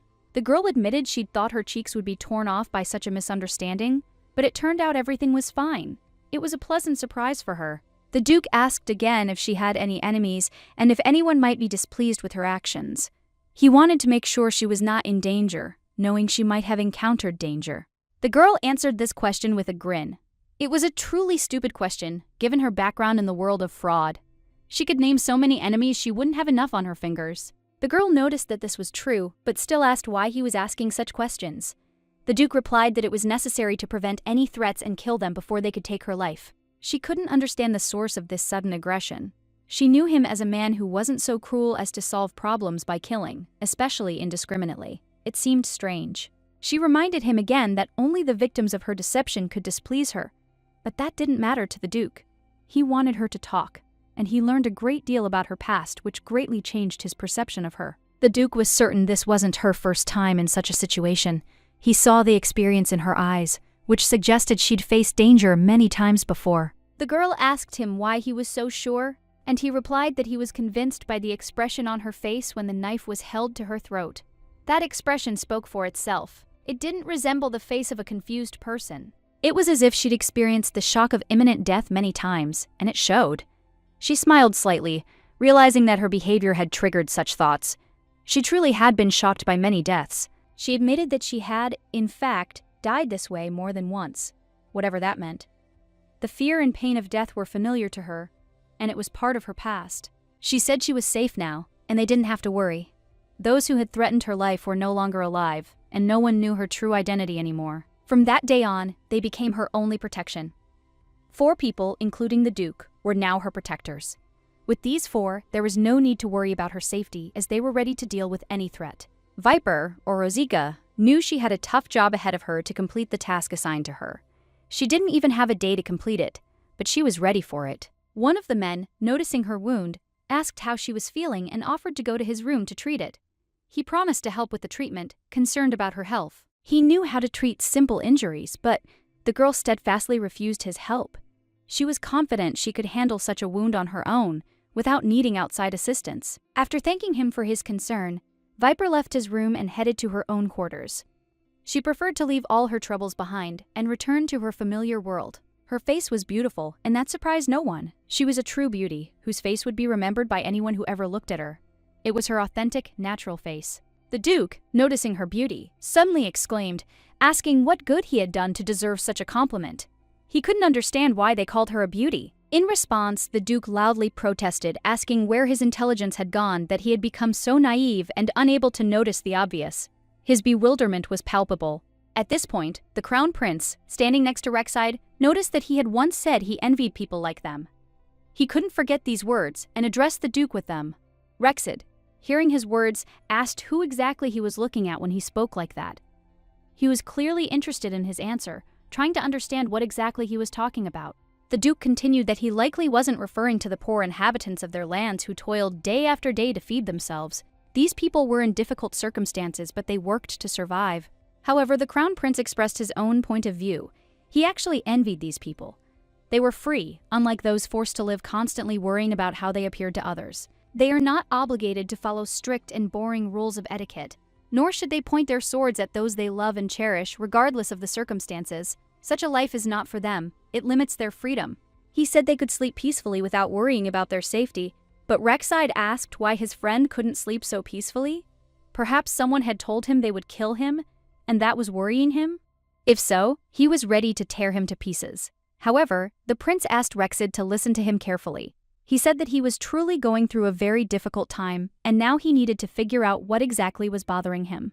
He was sure he was still holding up well, but lately it had become increasingly difficult for him to cope. This feeling was becoming unbearable. He sensed something was wrong and couldn't find a way out. Rek'Sai didn't understand what was happening to him. All he could do was listen attentively, but everything seemed completely strange and absurd. He didn't know what was going on in his friend's soul at that moment. He said his friend was just being a fool. He'd gotten too big for his boots, and all this worrying was a waste of time. He needed to learn to cope with difficulties instead of worrying about everything. Rek'Sai continued, saying that if his friend had lived like ordinary people, he wouldn't have lasted a day. He would have immediately fled back to the cozy palace, to his comfortable life, without any hardships. The guy thanked him for these words and admitted that he felt the time had come. Time to move on, despite all the difficulties. He decided it was time to leave this stage of his life. And yet, despite their differences, they hadn't seen each other for a long time. And when they did meet, their hearts felt lighter. Sometimes it's these encounters that help you see life from a different perspective, even if only temporarily. If only he had a slightly more gentle and patient nature. Perhaps then his life would have been easier, and he could have more quickly rid himself of the inner burdens that weighed so heavily on him. Rek'Sai never understood why his friend had behaved so stupidly, why he hadn't asked him what was bothering him, and how he could help. It would have been so simple, to support him, to understand his plight. But it was too late now. Raven was dead. No, not just gone, he was killed, and now all that remained was the realization that nothing could be done for their friendship. It was all over. The man didn't bother to inquire about his master's plans next. Time was precious, and they didn't have much of it. They had to act quickly to complete all their tasks. If the Crown Prince who is on vacation remains out of contact for a long time, the Imperial Court will likely quickly realize that something is wrong with his absence and that the situation needs to be addressed immediately. The Duke assured her she would find a solution and promised that everything would be done. He also informed her that she had expressed interest in Raven's handwriting, so he gave her several letters they had exchanged. Now the butler finally understood what the girl had been carrying out of his room. However, he became curious about the purpose of these letters and began to wonder what she was using them for and how it connected to her plans. The Duke admitted he didn't know what exactly was going on. He was so foolish that he'd been forced to hire a con artist, but he still warned against trusting the Viper too much and always asking for clarification on her actions. He also added that, if possible, one should only speak to the girl in the presence of the butler, so that he could closely monitor her words and actions without missing any important details. The Duke, despite everything that was happening, assured that even if he trusted everyone in the world, he should never trust anyone, because this woman made him afraid and wary. Nevertheless, the girl was pleasantly surprised by the new name the Duke had given her. Rosica was a beautiful name, and she was delighted that for the first time someone had chosen hers with such warmth and meaning. She decided to cherish that name and be grateful for such an honor, even though the Duke continued to assure Owen he would never trust her. He still remembered her despite all his doubts and fears. As she said, she always earned her worth, and that made him smile. Perhaps it meant he'd broken his word, but he couldn't deny that her behavior sometimes commanded respect. The girl wished everyone good night, and the Duke turned to the Viper, not forgetting to remind her of the importance of her next step and her role in the upcoming events. The girl, slightly irritated, asked how long the Duke intended to call her that. She was sure that if anyone heard her, they would immediately assume she was a criminal or a fraud, as her nickname aroused suspicion. The butler nodded, acknowledging her point, noting that such nicknames hardly promoted a good reputation. So he decided to clarify what he should call her so as not to raise unnecessary questions. The Duke calmly replied that her real name was Rosica. The girl, slightly surprised, immediately asked why there were no servants in this enormous palace, since its size at least suggested a staff. The Duke, pursing his lips, explained that there had always been only 4 people in this palace: the maid Masha, her son, the butler himself, and of course, himself. No one else was needed here, due to their personal preferences. He added that he didn't need anyone's help, as he preferred his home to be quiet and peaceful. The girl, slightly mockingly, asked why he didn't hire servants, given the castle's size and its emptiness. She pointed out that the palace was indeed enormous, but it felt empty and uninviting. There would have to be at least 50 people there for there to be any movement, as the castle was too large to be so quiet. The Duke was stunned by this proposal. The girl, wasting no time, began listing how the kitchen needed at least 10 people, cleaning another 10, laundry also required 10, and another 10 to manage it all. The butler, a little embarrassed, tried to explain that the palace was indeed large, but not so large as to require such a massive amount of service. He reminded the guests that the Duke, as always, disliked crowds and could not stand noise. However, the Duke, without losing patience, interrupted him. He ordered that everything be done according to the girl's suggestion. The remaining 10 servants were to be chosen from the lower nobility, and servants for more important duties were also to be selected. She wanted him to somehow achieve a title that suited her. That was her plan, but she was sure it would take time and effort. She hoped he would understand her intentions. There's nothing to be done. She has a lot of work to do to make His Majesty a true emperor. She can't remain in the shadows forever. Eventually, she'll need to step forward to take control. To do this, she needs the necessary authority to decide important issues and pave the way forward.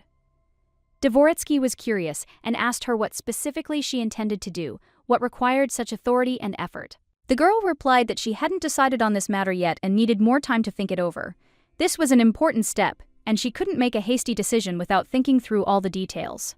After all, she'd been working with a back-alley thug, and now it seemed she'd be working with the man who would become emperor. He thought she could quickly formulate a plan, but she wasn't so sure. She was always suspicious, and that was her main quality. No matter what plan she talked about, she always remained cautious and wary. Perhaps she simply wanted everyone to think she'd caught a simpleton. He heard that she had taken His Majesty's letters yesterday. This prompted him to ask how she intended to use these documents and what exactly she planned to do with them in the future. The girl replied sarcastically that if he continued talking to her so much, she'd soon experience indigestion. She wasn't in the mood for long conversations, especially when they were starting to bore her. The gentleman remarked that she was right. He really was chatty today, like a parrot. This was clearly uncharacteristic of him, and it was probably worth giving her some peace and quiet so she could get on with her business. The Duke declared that they were back at the table and that he did not need to finish his meal right now, because he could always ask his questions later, at another time, when it would be more convenient for everyone. But the girl, without losing her composure, replied that if he was so interested, he could come to her later when she was in her room. Then he could find out everything that was bothering him. The butler was silent for a moment, pondering her words. Then he said he understood her perfectly and agreed with the proposal. There was a hint of thoughtfulness in his tone. He noted that a lot of money had been spent on her, and therefore every detail needed to be carefully checked. He couldn't just trust her, suspecting she might be hiding something important. The butler headed for her room, anticipating what awaited him there. When he entered, the girl was already lying on the bed, giving him away in her own way. once again demonstrating her composure. He thought her behavior might be a result of the recent knife incident. Perhaps she was upset, or perhaps she was doing all this on purpose to provoke a reaction or confuse him. Rosika smiled and suddenly said, "You said you were an assassin." Her words were spoken with a hint of sarcasm, but there was a hint of interest in them, as if she were trying to understand him better. He replied with pride that he could handle any situation quickly and intelligently, and that his speech was always well structured. He considered his dexterity an important quality in life. The butler, slightly surprised by her remark, decided to take it as a compliment. Then the girl, noticing his reaction, raised her head slightly and looked at him with a slight challenge in her eyes. The next moment she asked him about his height, and he replied that he was 182 centimeters. Then came the unexpected question. "What about your weight?" He couldn't understand why she needed this information. The girl continued, noting that if he wanted to look perfect, he needed to lose another 3 kilograms or so.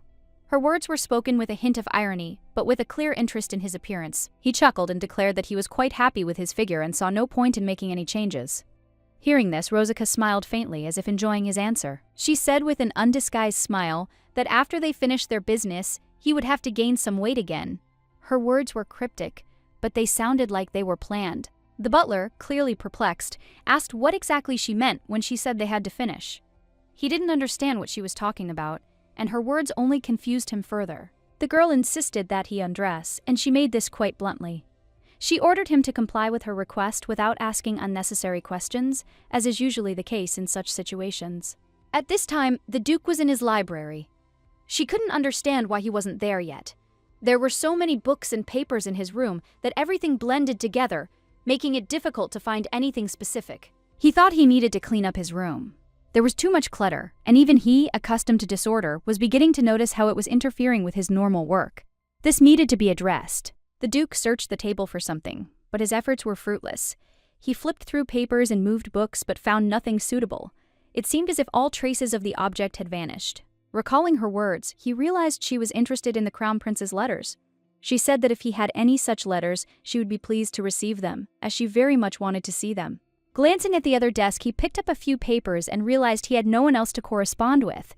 It was strange, because just recently there had been a lot of letters, but now everything had somehow calmed down. The Duke picked up several letters and began to read. One of them stated that spring had apparently already arrived.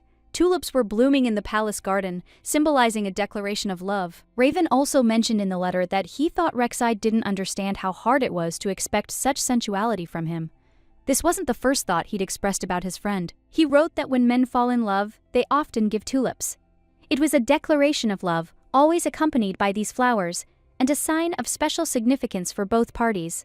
Raven continued that until his dying day he'd like to see Rex do the same, give tulips when he confesses. He hoped the letter would arrive soon and everything would be all right. But he couldn't understand why he, of all people, had to go to a small kingdom to suppress a rebellion. It was a strange mission, and it didn't meet his expectations. The letter also spoke of Raven's eagerness to see his friend.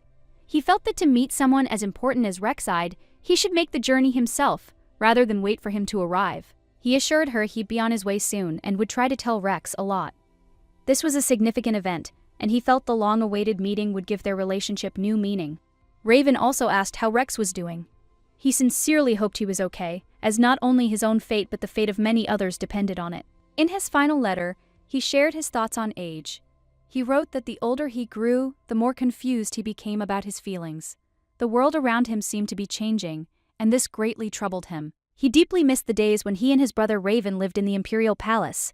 Those were the moments when they felt part of a great family and had each other's constant support. During those times, he often asked Rex how he was coping with the responsibilities he'd taken on. This was important to both of them, as every day at the palace was filled with events and responsibilities. But over time, the Duke began to experience strange moments. He began hallucinating as if his brother were nearby, writing him letters telling him of his suffering and difficulties. In one of these letters, he discovered blurred drops, like tears. These were words full of pain and emotion. The Duke poured his heart into these lines, describing how difficult it was for him to be without the support of a loved one. Rex had pondered how to respond to such a letter. He felt every line was important, and he didn't know how to express his feelings in response, to support his brother in this difficult moment. He opened another letter, but he wasn't sure it was truly from Ray. His heart was pounding, unsure how to process these strange and disturbing messages. Prince Raven's letter said he was no longer suffering or sad. He was happy, but he worried that his friend was alone. He hoped he would find solace, even if he wasn't there. The Duke was utterly horrified as he read the letter. It said his friend shouldn't grieve his death for long because Raven wished him happiness and wanted him to live a full life. The prince asked his friend to be happy for the next 2 days, until they met again. These words were so eloquent that the Duke couldn't help but wonder what was really going on. Rexid was certain this letter was written by his brother Raven. He knew his handwriting and style. The feelings expressed in the letter were too familiar to be a mistake. He was absolutely certain these words came from Raven. It was impossible to imagine anyone else writing with such sincerity and such deep emotion. At that moment, the door swung open and Rozika walked in. She was shocked by what she saw, and her face reflected unimaginable amazement when she saw the letter. She immediately turned to His Highness and, noticing the expression on his face, realized something important had happened. Rozika was shocked by everything that was happening. Rexide turned to face her, his expression filled with fear. He was clearly frightened. It was clear he was worried and unsure how to react to everything happening around him.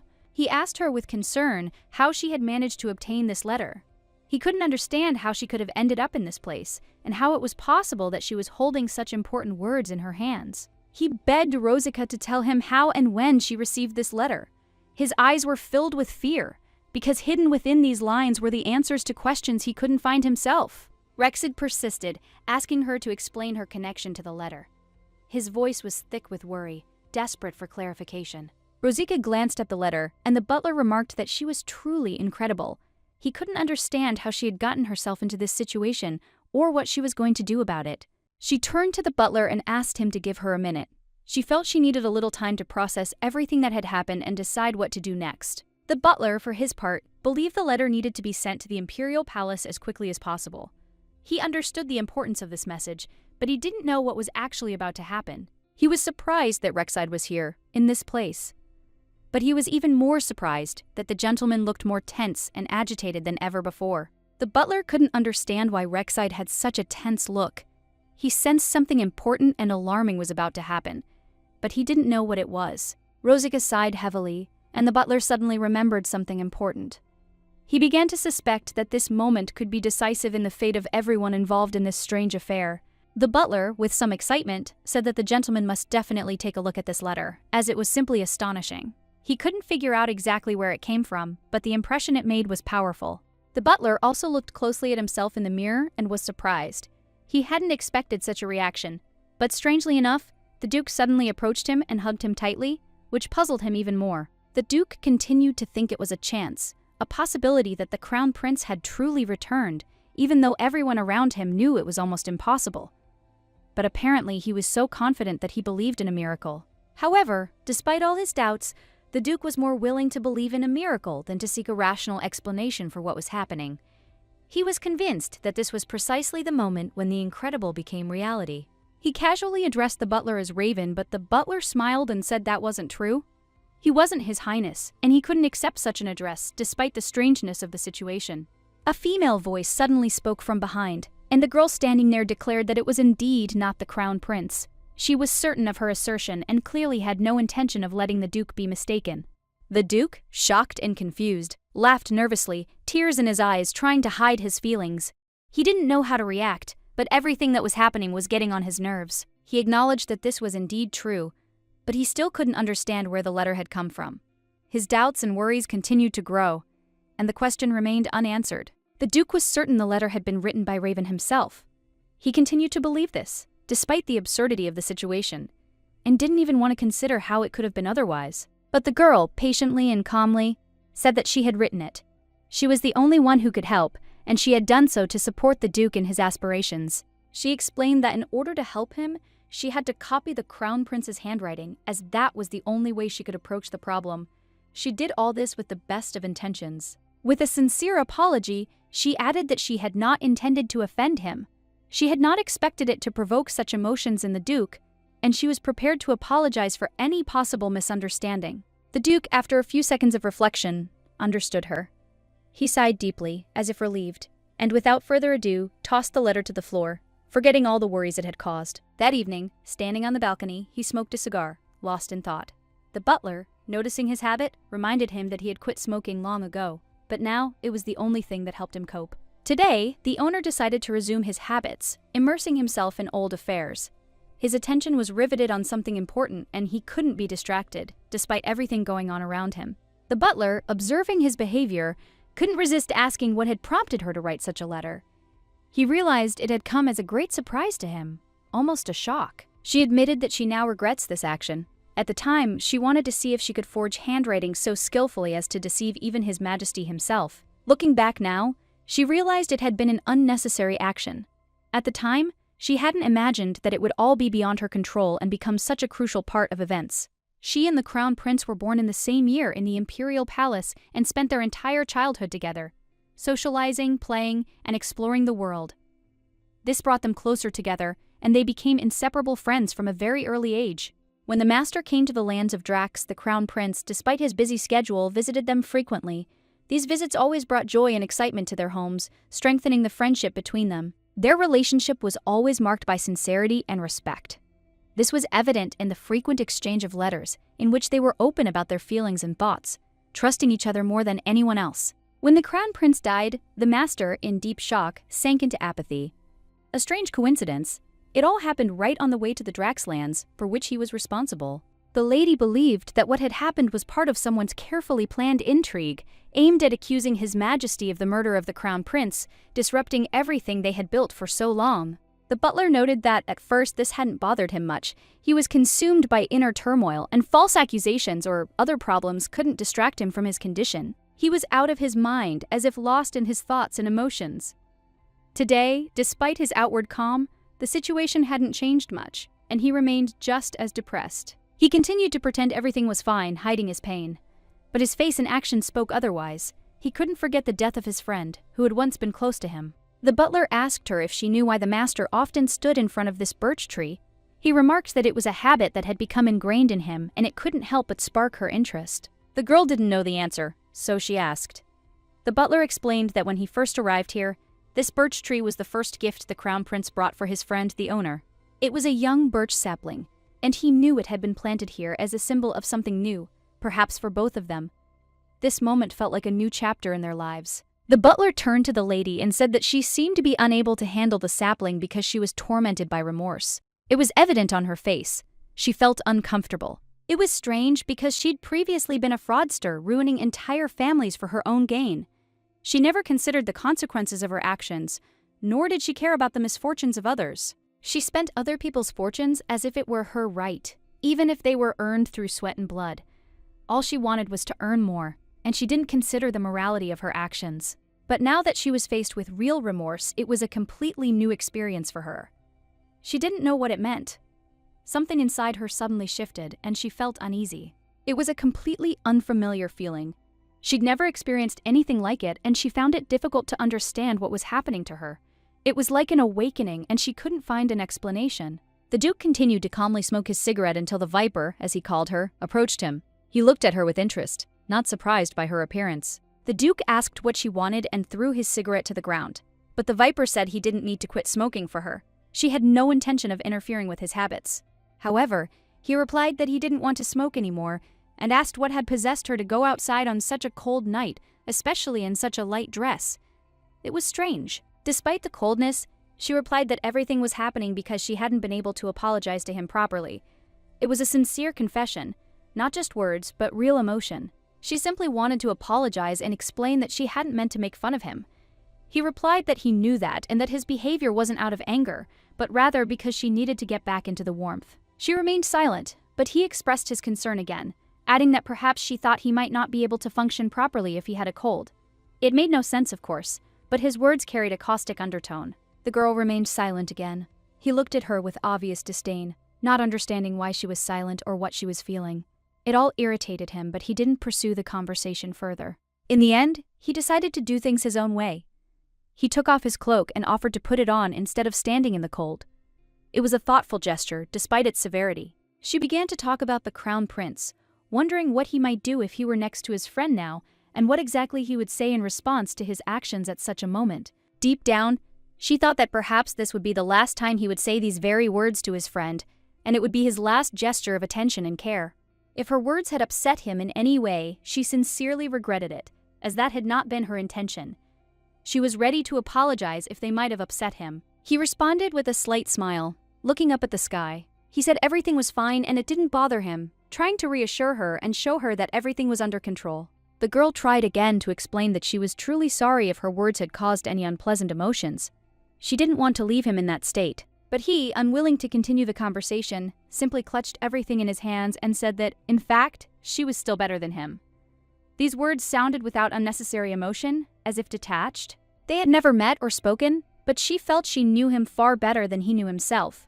She saw how he worried and could understand him without words. She was sure Raven had probably cried when he wrote his last letter, and that's exactly what she felt, even without seeing him.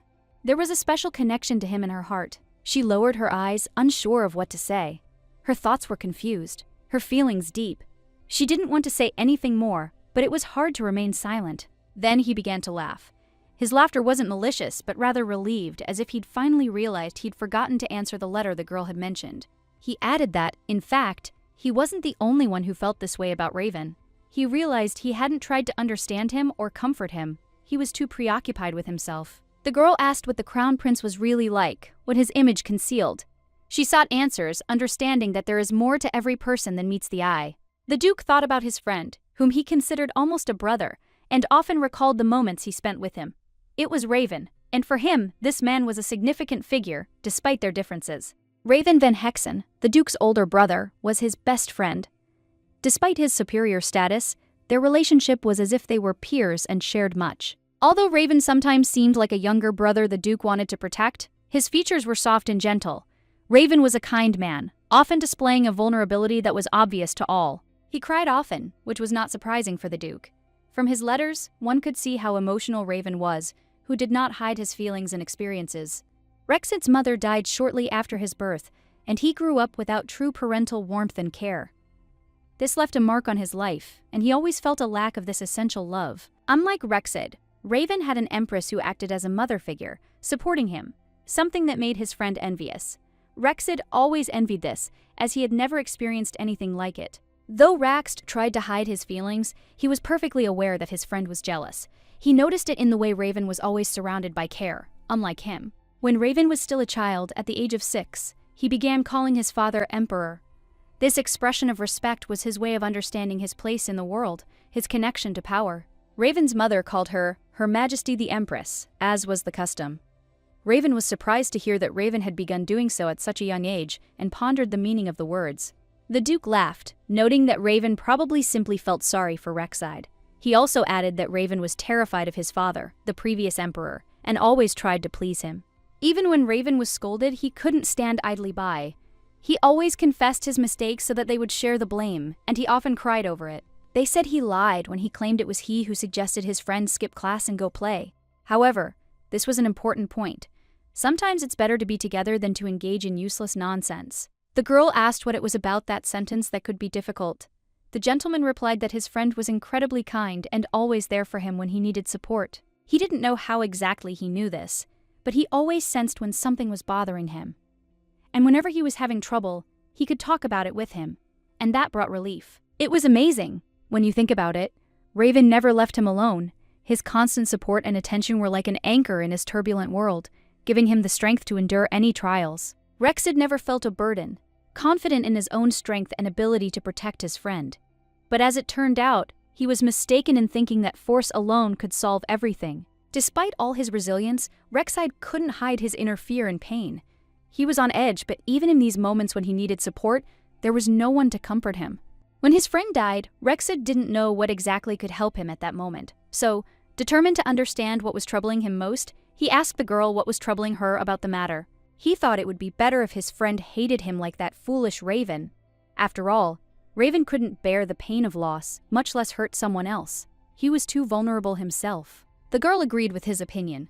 Crown Prince Raven was indeed the kind of person who preferred to hide his feelings, not showing true pain, leaving others to think that he was invincible. She thought that if Raven knew he had someone who could understand his pain and struggles, he might be a little more open and honest about his feelings. She could be that person. In the days leading up to his death, she understood how much pain Raven was going through. His friend's death had left a deep wound within him, and she could understand how hard it was for him to bear that burden, what was truly causing his suffering. She would have tried to comfort him, to find the right words to help him cope. But Rek'Sai, having lost his friend, continued to struggle with himself.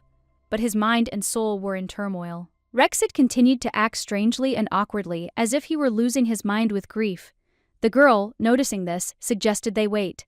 She noticed dust getting into his eyes and decided that perhaps this had upset him. She gently wiped away his tears and told him that he should rather think that His Majesty, the Crown Prince, had always wished her only happiness and continued to wish the same at this moment. After all, the Crown Prince, as a kind and gentle man, would never wish for anyone to take revenge for him, since revenge would only lead to greater suffering. He, however, began to say something, trying to justify his feelings. But the girl quickly interrupted him, declaring that she categorically disagreed with his thoughts. She didn't intend to convince him to give up his revenge, but she certainly wanted him to stop blaming himself for the man's death. She offered him to fulfill the Crown Prince's last wish so that he could find peace in his soul and find peace. The Crown Prince's wish was clear. The Duke had to be happy, and she was going to help him achieve this. If Rek'Sai's heart can only be calmed by doing something with him, then she is willing to help, promising to find a way to make him happy. If he decides to catch the criminal and lock him up forever, she's ready to help him. And if he wants to fulfill the Crown Prince's cherished wish, she'll be there too. This is precisely why she was by his side. There is nothing she wouldn't do to achieve his goal. Lady Rosica has been given the title typically accorded to Duke Drax's immediate family. It is that of Princess, and she will be first in line to succeed the head of the Drax family. Initially, the title was intended to go to either the Duke's sister or his daughter, but fate decreed otherwise. This was an unexpected turn of events, as other family members were awaiting the choice. However, Duke Rek'Sai himself, known for his decisiveness, declared that he would do as he decided. And although the girl objected, he couldn't understand why she was so opposed to this decision. For the Duke, this decision made no sense, as he didn't think it would have any impact on the girl. After all, after she helped him become emperor, she might have to return to her former work. He guessed there was another reason for her displeasure, but she still said that it all seemed too strange to her. She couldn't understand how a new successor had suddenly appeared, and it all seemed incredibly confusing. Especially since the chosen candidate was someone who spent most of the year on the battlefield. And, what's more, she wasn't a man, but a woman. This seemed completely absurd, and her background in general seemed dubious. This decision raised many questions, as it left everyone wondering what exactly Duke Rek'Sai was planning. But in his eyes, appointing a woman as his heir was a logical step. The whole world knew the Duke had no interest in marriage, but not in the imperial palace, where its own rules and dogmas reigned. This fact was well known among the nobility, but remained a secret to most. It's no surprise that the Duke not only had no interest in marriage, but even avoided it. He was considered a man who had never entered into a union, meaning he had an undisputed successor, which removed many questions. Everyone around would probably think that the owner, who doesn't tolerate unnecessary fuss and prefers minimalism, chose the most obvious color for her. But she believes that's exactly it. It's a logical choice. When His Majesty, a man accustomed to life on the battlefield, unexpectedly appointed a woman as his successor, it raised eyebrows. To those around him, it looked like an attempt to smooth things over and simply close the matter. The butler noted that this was entirely possible, although he believed appointing a woman as successor was too hasty. It might well suit the Archduke, who is not inclined to waste time on unnecessary reflection and details. In any case, this is the version they will be spreading to the public. John also noted that the title Princess would be most appropriate for her new role, as that is precisely what she represents in their eyes. He felt the tension, realizing the full gravity of what would come next. After all, when all this was completed, he intended to drive her out of the family, leaving her with no significant status or rights. After he himself becomes emperor, he will offer her the opportunity to regain the title if she so desires. But this will be at his discretion, and her position in this matter will depend solely on his decision. It was quite a tempting offer, as the title of princess was perhaps the safest place for her in the current circumstances. Behind it lay the power that would ensure her safety. She agreed without hesitation and then signed all the necessary documents, realizing that her fate would now depend on this decision and the title she would receive. In gratitude for all he had done, she asked him to take care of her and, as a sign of special affection, called him Daddy, which was another step in their relationship. He choked, and the girl didn't immediately understand what had happened. He choked on hearing her use the word daddy, which clearly confused him. It was a word clearly not part of his usual vocabulary. The girl noticed that the age difference between them was only 4 years. Sometimes she felt like she was going a bit overboard, trying to talk to him like he was older. Perhaps she should start calling him little brother, she thought. It would be more age-appropriate and would cause far less confusion on his part. He groaned again, and the girl noticed his face had turned bright red. He looked like he wanted to sink into the ground, embarrassed, trying to comprehend what had happened. Rex van Hessen was third in line to the throne, and his influence on key political circles was undoubtedly great. Rumors, intrigues, and important meetings always surrounded him. He was not only smart but also strong, though he often seemed rather simple-minded. She thought he had muscle in his brain too, and that he knew how to fight not only with words but also on the battlefield. She also noted in the letter that he was a bonfire, but as soon as he noticed, she quickly began erasing the words, realizing he might not like them. A slight irony remained in her mind. She assumed the palace would have already sent a reply, confirming they'd received her message. Everything should have been quick and smooth, but she was still a little worried. The gentleman said he had already returned, and that after receiving her letter, the process from the Imperial Palace would take approximately 2 months to reach the lands of Drax. The wait was considerable but unavoidable. They agreed to summon the Imperial Knights to reveal the Crown Prince's life. She wasn't worried about this plan, as it was all designed to show everyone that the prince was alive and well. He plans to invite representatives of the northern region's nobility, so the girl must take this into account. Although she will only be the heir in name, they must still announce the arrival of the princess, even if her role is symbolic. The girl wondered if she could ask him why he never got married. It seemed curious, especially given his situation. The question wasn't casual. She genuinely wanted to understand the reasons. The Duke, noticing her curiosity, asked why he was so interested in this girl. She explained that it was important to her, as it wasn't every day that important figures were asked such a personal question, and she couldn't ignore it. All this is connected to the fact that marriages among aristocrats are often used for diplomatic purposes. For the Duke, who aspires to become emperor, such a move would be beneficial. This realization made the girl question his true motives. The Duke replied that he had no particular reason for marriage. She wondered if perhaps he'd never met the right person. However, she couldn't quite believe his claim that he simply didn't want to. Aristocrats typically marry for a variety of reasons: to restore their family line, improve their position, or even find true love.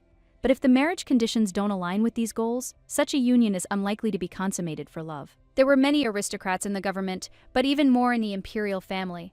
It would be interesting to know why the crown prince remained single until he was 25.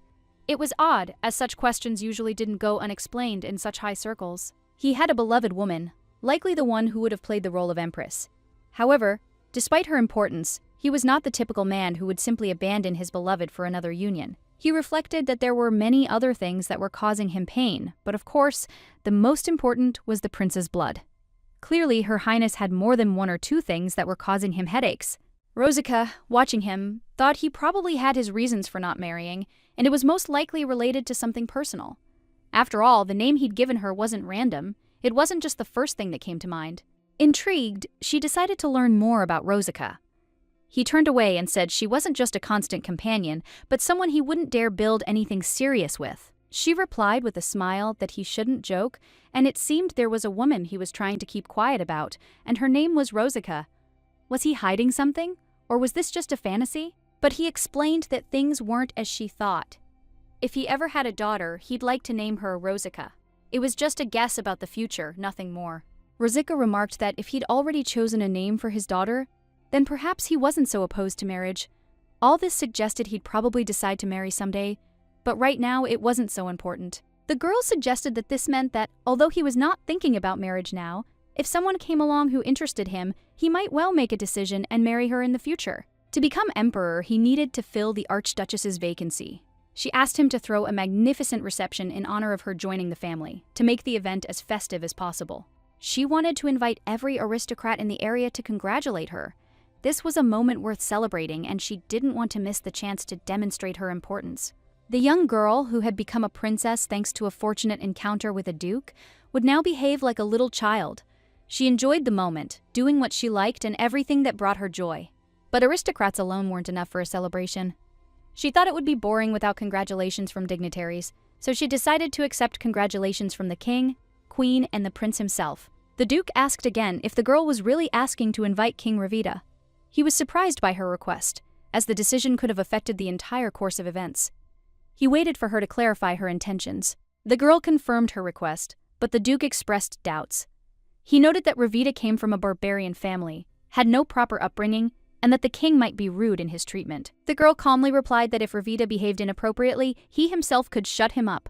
The Duke in turn began to say that even if everyone united against Ravita, he would still defeat them all. She reminded him that the small kingdoms and their rulers might not be planning to attack right now, but they were keeping a close eye on the situation, gathering and observing without taking any action. Of course, she knew that without such a strong leader as Rek'Sai, they would have broken into imperial territory long ago.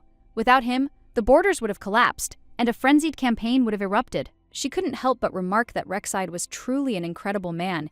Even if she had exaggerated a bit, everything she said was true. This man possessed a special majesty and strength. It was thanks to Rek'Sai that the empire remained unconquered. It was a reliable defense against the northern countries, small kingdoms that watched everything with interest, ready to intervene in case of weakness. Ravita is the most powerful of the minor kingdoms, and their strength could play a significant role now. However, the Duke reminded her that Rosica had never met them in person. He warned that the Ravitans were extremely rude and accustomed to doing as they pleased. Rosica calmly replied that it wasn't a big deal. If anyone dared to say anything nasty about her, she would definitely let them know.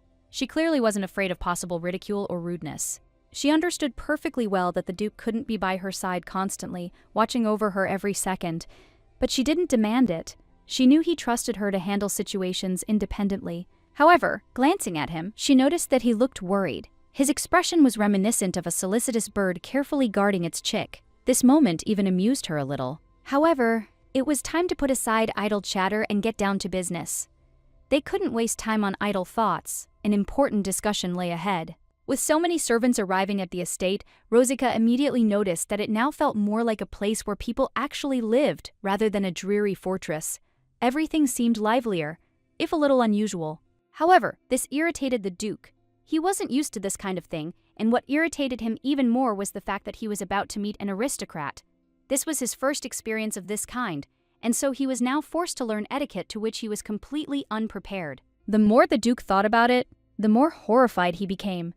He couldn't understand how this had anything to do with etiquette, since, in his opinion, Rosica was simply leading him by the nose, passing off strange things as rules. At that moment, Owen the butler approached, inquiring how the training was going. The Duke stared at him in obvious shock, then irritably declared that he must have forgotten his eyes if he thought everything was going well. Rosica chuckled and, shaking her head, advised the Duke to watch his words. Her gaze was mocking, as if she already knew how events would unfold. She then asked Owen to demonstrate one of the examples to the Duke, mentioning that a certain remark about a thief was about to follow. The butler turned to Rosica and asked her an unexpected question. "Is her father a thief?" The girl froze, blinking in confusion, and then smiled tensely, trying to hide her confusion. She replied that she didn't understand what he was talking about, but Owen merely smirked and continued, explaining that how else could her father have stolen all the stars from the sky and placed them in her eyes. Rosica blushed, but pretended that she was pleased to hear such words, although deep down, she felt awkward. The Duke, however, was literally shocked by this scene. He was shocked and, with obvious indignation, declared that he definitely couldn't do that. Owen raised his eyebrows in surprise, astonished that the Duke couldn't even utter such a simple phrase. Rosica also looked at him with bewilderment, not understanding why he found it so difficult. The Duke, although a little slow-witted, even began to realize that this etiquette lesson was somehow strange. He opened the book and read the following example. "They say that all the confectionaries of the world went bankrupt, because the sweetness of Rosica eclipsed their products." He frowned as he continued reading. It read, "I don't understand what you're doing here. You're an angel. Who will protect heaven while you're gone?" Owen chuckled and noted that it sounded more like a commander's speech before battle. Rosica sighed heavily, reminding him that they had been training for 3 days, but the Duke was making no progress. The Duke exploded with indignation, declaring that even a complete simpleton could see that these phrases were intended to seduce girls. He demanded to know why he was being taught such things. Rosica calmly replied that everything was simple. He had to learn how to seduce a girl. The Duke narrowed his eyes slyly and grinned. Now everything was clear. She had finally revealed her true face. A fraud! He leaned forward, wondering who exactly he was supposed to seduce. But Rosica remained silent, in no hurry to answer. A moment later, she calmly announced that his target was Princess Ravita. The Duke stood up and said she seemed to have lost her mind. She pointed out that he had said he wanted to avenge the Crown Prince's death and become emperor. It was all part of her plan, so he must follow it. But the gentleman said he wasn't going to do that, so she asked again if he really was sure of it, and then she asked him if he'd thought about it before answering. He started shouting and saying that a new successor would be needed, so she tells him to get his hands on the small kingdom and be recognized as the successor. She noted that he truly understood everything perfectly. The gentleman remarked that she didn't think about it at all from Princess Ravita's perspective. She tells him to marry a woman for whom he has no feelings, so he does not understand what the princess did wrong. Rosica said that if he did the same to her, he might actually fall in love with her. The Duke began to say that it couldn't be done just by wanting to. The girl asked him to listen to her and began to talk about the fact that all members of noble families conduct dynastic marriages. This is a well-known practice. The Duke said that he knew about it. Raven also had a headache because of all these marriage issues. Because of the stress, he felt like he had aged 10 years. Rosica told him not to let it get to the point where he too starts to get a headache, and that he should learn everything. He has no good or anything, no power in political circles, no connections. For a prince like him, who has nothing, to be able to rise to the top, only this method will do. If he is not ready to make even such a sacrifice, then it is better to give up everything right now. The day so many had been waiting for finally arrived. The majestic procession of the Ravita royal family crossed the duchy's borders, approaching the site of the celebration.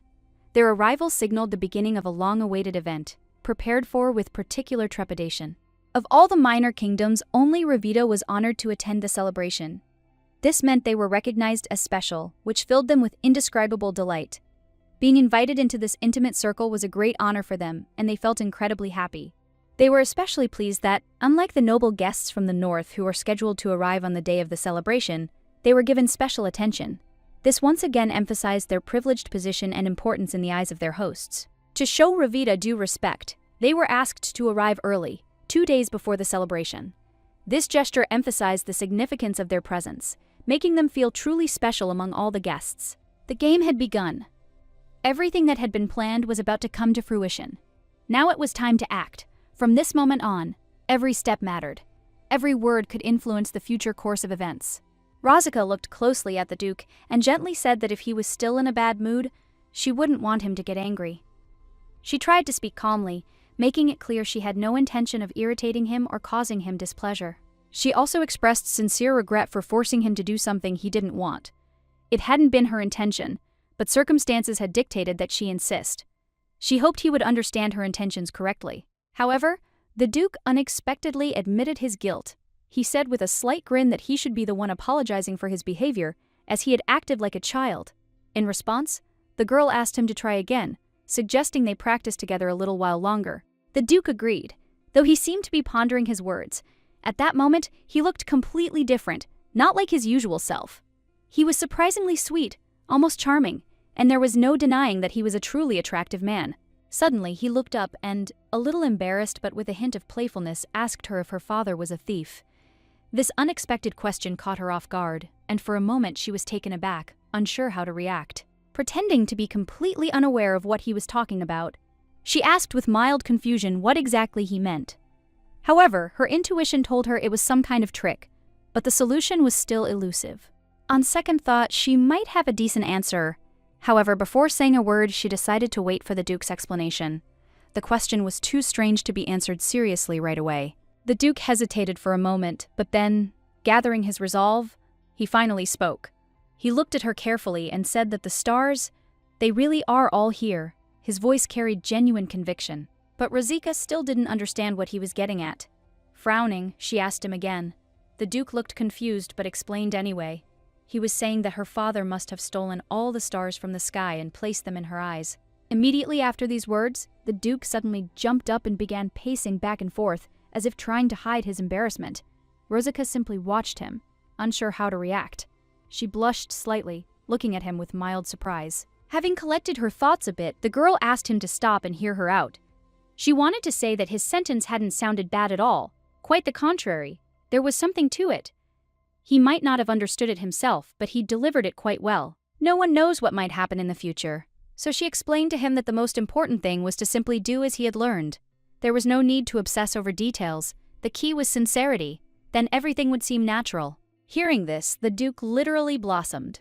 He was delighted at the thought that this was enough, and that his efforts had not been in vain. At that moment, He was completely confident and believed he had passed the test with flying colors.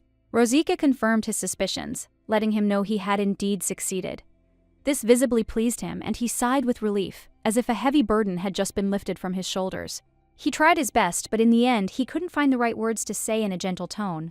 She should have pointed this out directly, but looking at him, she couldn't. He looked so sweet in that moment that even her own thoughts became confused. For some reason, her consciousness seemed to shut down, and her head went blank. She couldn't gather her thoughts, and the words simply wouldn't come to her mind. The moment completely threw her off balance. The gentleman felt sincere gratitude to the Duke for his invitation. This gesture was important to him, as the trip to the castle provided an opportunity to discuss key issues and strengthen ties. The Duke, in turn, was grateful that his master had taken the trouble to travel so far to Drax. He knew the journey could be tiring, but he understood its importance. Rex had said he hoped their time together at the castle would be beneficial. He hoped their relationship would grow stronger and their trust in each other would deepen. The man looked at the Duke with slight bewilderment, noticing a girl standing behind him. Her presence raised questions, as he hadn't expected to see anyone else there. Rosika peered cautiously from behind the Duke's broad frame, trying not to attract unnecessary attention. Her gaze met his, and she carefully studied his expression.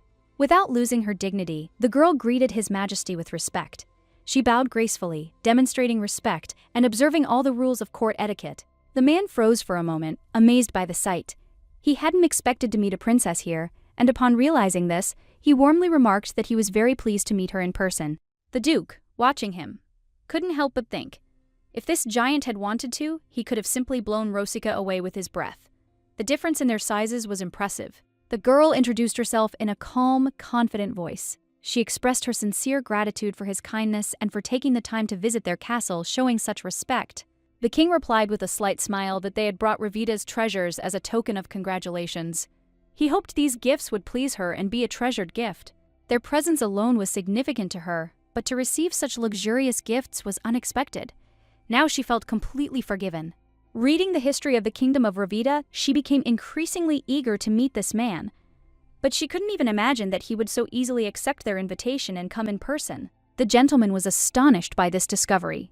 He hadn't expected the princess to have studied their country's history so deeply.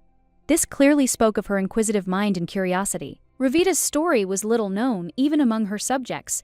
It seemed all the more surprising that a young aristocrat from another empire was reading it, and with such interest. Of course, this was a source of admiration. Few paid attention to these notes, especially those unrelated to Revita. Her knowledge was pleasantly surprising. Rosika enthusiastically shared that she was particularly impressed by the exploits of the first king. Reading about his exploits sent shivers down her spine with admiration. She especially remembered his famous line, "If a man must die, let it be on the battlefield," and also the part about the head of the frost season. The king laughed, noting that he was pleasantly surprised. A noble lady from a distant empire had shown such a keen interest in the history of a savage state. He hadn't expected anyone from the aristocracy to want to learn about the past of his people. Rosika replied that if no one had told her this story, she would never have known about all this. And yet such knowledge is priceless? Isn't it a shame to miss the opportunity to learn something that could change your view of the world? She then reminded the king that he himself had spoken of the deep connection between Revit and Drax. Moreover, he had personally chosen for her the book that detailed this story, so he too considered it important. She watched his reaction closely, waiting for confirmation. However, the king seemed unsure when exactly he'd said it. Then Rosika, leaning forward impatiently, asked the question more insistently, demanding an answer. Finally, the man admitted that he had indeed been searching for this book for a long time. The king remarked that it was a great honor for his people to see someone so interested in their history, and willingly so. The princess standing nearby truly looked refined and beautiful. She seemed to be the epitome of grace and nobility. The others would do well to learn from her, given the chance to be near her. But Rosika hastened to assure that she was being overly praised.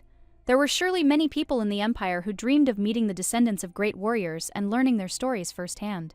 The Duke, watching her words closely, noted that Rosika was masterfully playing the game. At that moment, the king's daughter appeared behind them. She noted with mild surprise that Rosika was actually very small. The princess wondered if all the girls in the empire were really that short. She'd never met anyone so petite, and she found it quite curious. The Duke frowned, finding such words extremely rude. How could one so bluntly tell someone they were small at their first meeting? It was simply disrespectful. But Rosika merely smiled good-naturedly. replying that the princess was indeed incredibly tall. The girl then explained that in her kingdom, almost everyone was that tall. She'd even heard that many in the empire were uncomfortable around tall people. But Rozika admitted that from the moment she arrived at the castle, her attention had been focused solely on the princess. She just couldn't stop admiring her. How amazing that someone could look so stunning. The princess asked, puzzled, and Rozika, increasingly captivated, continued. In her opinion, her height made her look even more majestic. She imagined her launching an arrow on the battlefield, and her heart began to pound wildly. These words surprised the princess, and she asked how Rozika knew she could shoot a bow. She replied with a smile that the princess was the most renowned archer among women in the kingdom of Ravida. So, if she didn't mind, Rozika would gladly take the chance to learn how to at least hold a bow properly. She wasn't expecting much, but it would be fun to try. Of course, she didn't even hope to become a good shot, but it would be great to understand at least a little how to handle a gun. The princess stated with ease and without a shadow of a doubt that it would be quite simple. She promised to certainly help with this, as teaching someone to use a bow is not such a difficult task. The Duke watched her manner of speech closely. He found her insightful, even though she pretended to be an aristocrat from a distant empire, seemingly eager to meet the warriors of the north. She chose every word with particular care, meticulously constructing her speech to sound perfect for her interlocutor. This made her communication particularly persuasive and appropriate. The girl wanted to make sure and asked again whether the princess really agreed to teach her how to use a bow, because it seemed something incredible. The princess, without losing her friendliness, confirmed with a smile that, of course, she would be happy to help her and teach her everything she needed.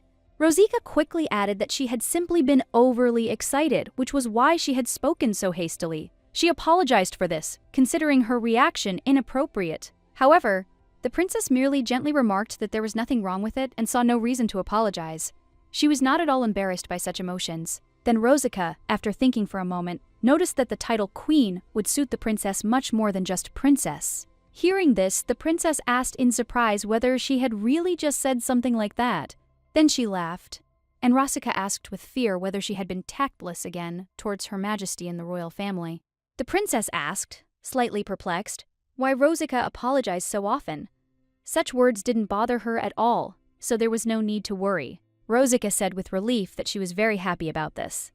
In any case, she always thought the princess's height made her look even more majestic. However, she herself would like her hand to be at least a little larger. The princess, smiling, said that if Rozika called her small, it only emphasized how sweet and charming she was. Rozika noted with surprise that no one had ever said such a thing to her before, and the Duke, watching all this, was pleased with how her plan was going. However, despite this, he could not understand why all this irritated him so much, causing him to experience internal discomfort. If she was going to behave this way, then perhaps it would have been better to do without his participation and simply seduce her on her own. At that moment, the prince appeared and politely greeted both the princess and Rozika, attracting the attention of everyone present. He was the first in line to the throne of the kingdom of Rowita, Prince Haram. His status made his appearance especially significant. Rozika had no particular desire to see him, but, not wanting to seem rude, she smiled politely and said that it was a great honor for her to meet him. The young man carefully surveyed his surroundings and noted with surprise that the empire was, it turned out, full of truly beautiful girls. Compared to what he was used to, this was a pleasant discovery. He was especially happy to see such a lovely princess in front of him, because all his life he had been surrounded by tall and awkward ladies who were not even close to this graceful person. With these thoughts in mind, the Duke confidently stepped forward and stood directly before Princess Rozika. His gaze was calm yet searching, as if he were trying to read something in her face. He didn't waste time on unnecessary conversations and simply stated that no unnecessary words were needed. Everything was crystal clear. The Crown Prince was clearly delighted to see the Duke. He noted with a smile that they hadn't seen each other for a long time, not since they had worked together to suppress the rebellion. He sincerely thanked the Duke for the invitation, to which the Duke in turn nodded reservedly, expressing gratitude that the prince had arrived. However, the Duke then added that such a manner of addressing the girl was completely inappropriate. This was not a battlefield, and one should behave accordingly. The prince laughed, taking the hint, and quickly apologized if his words might have sounded rude.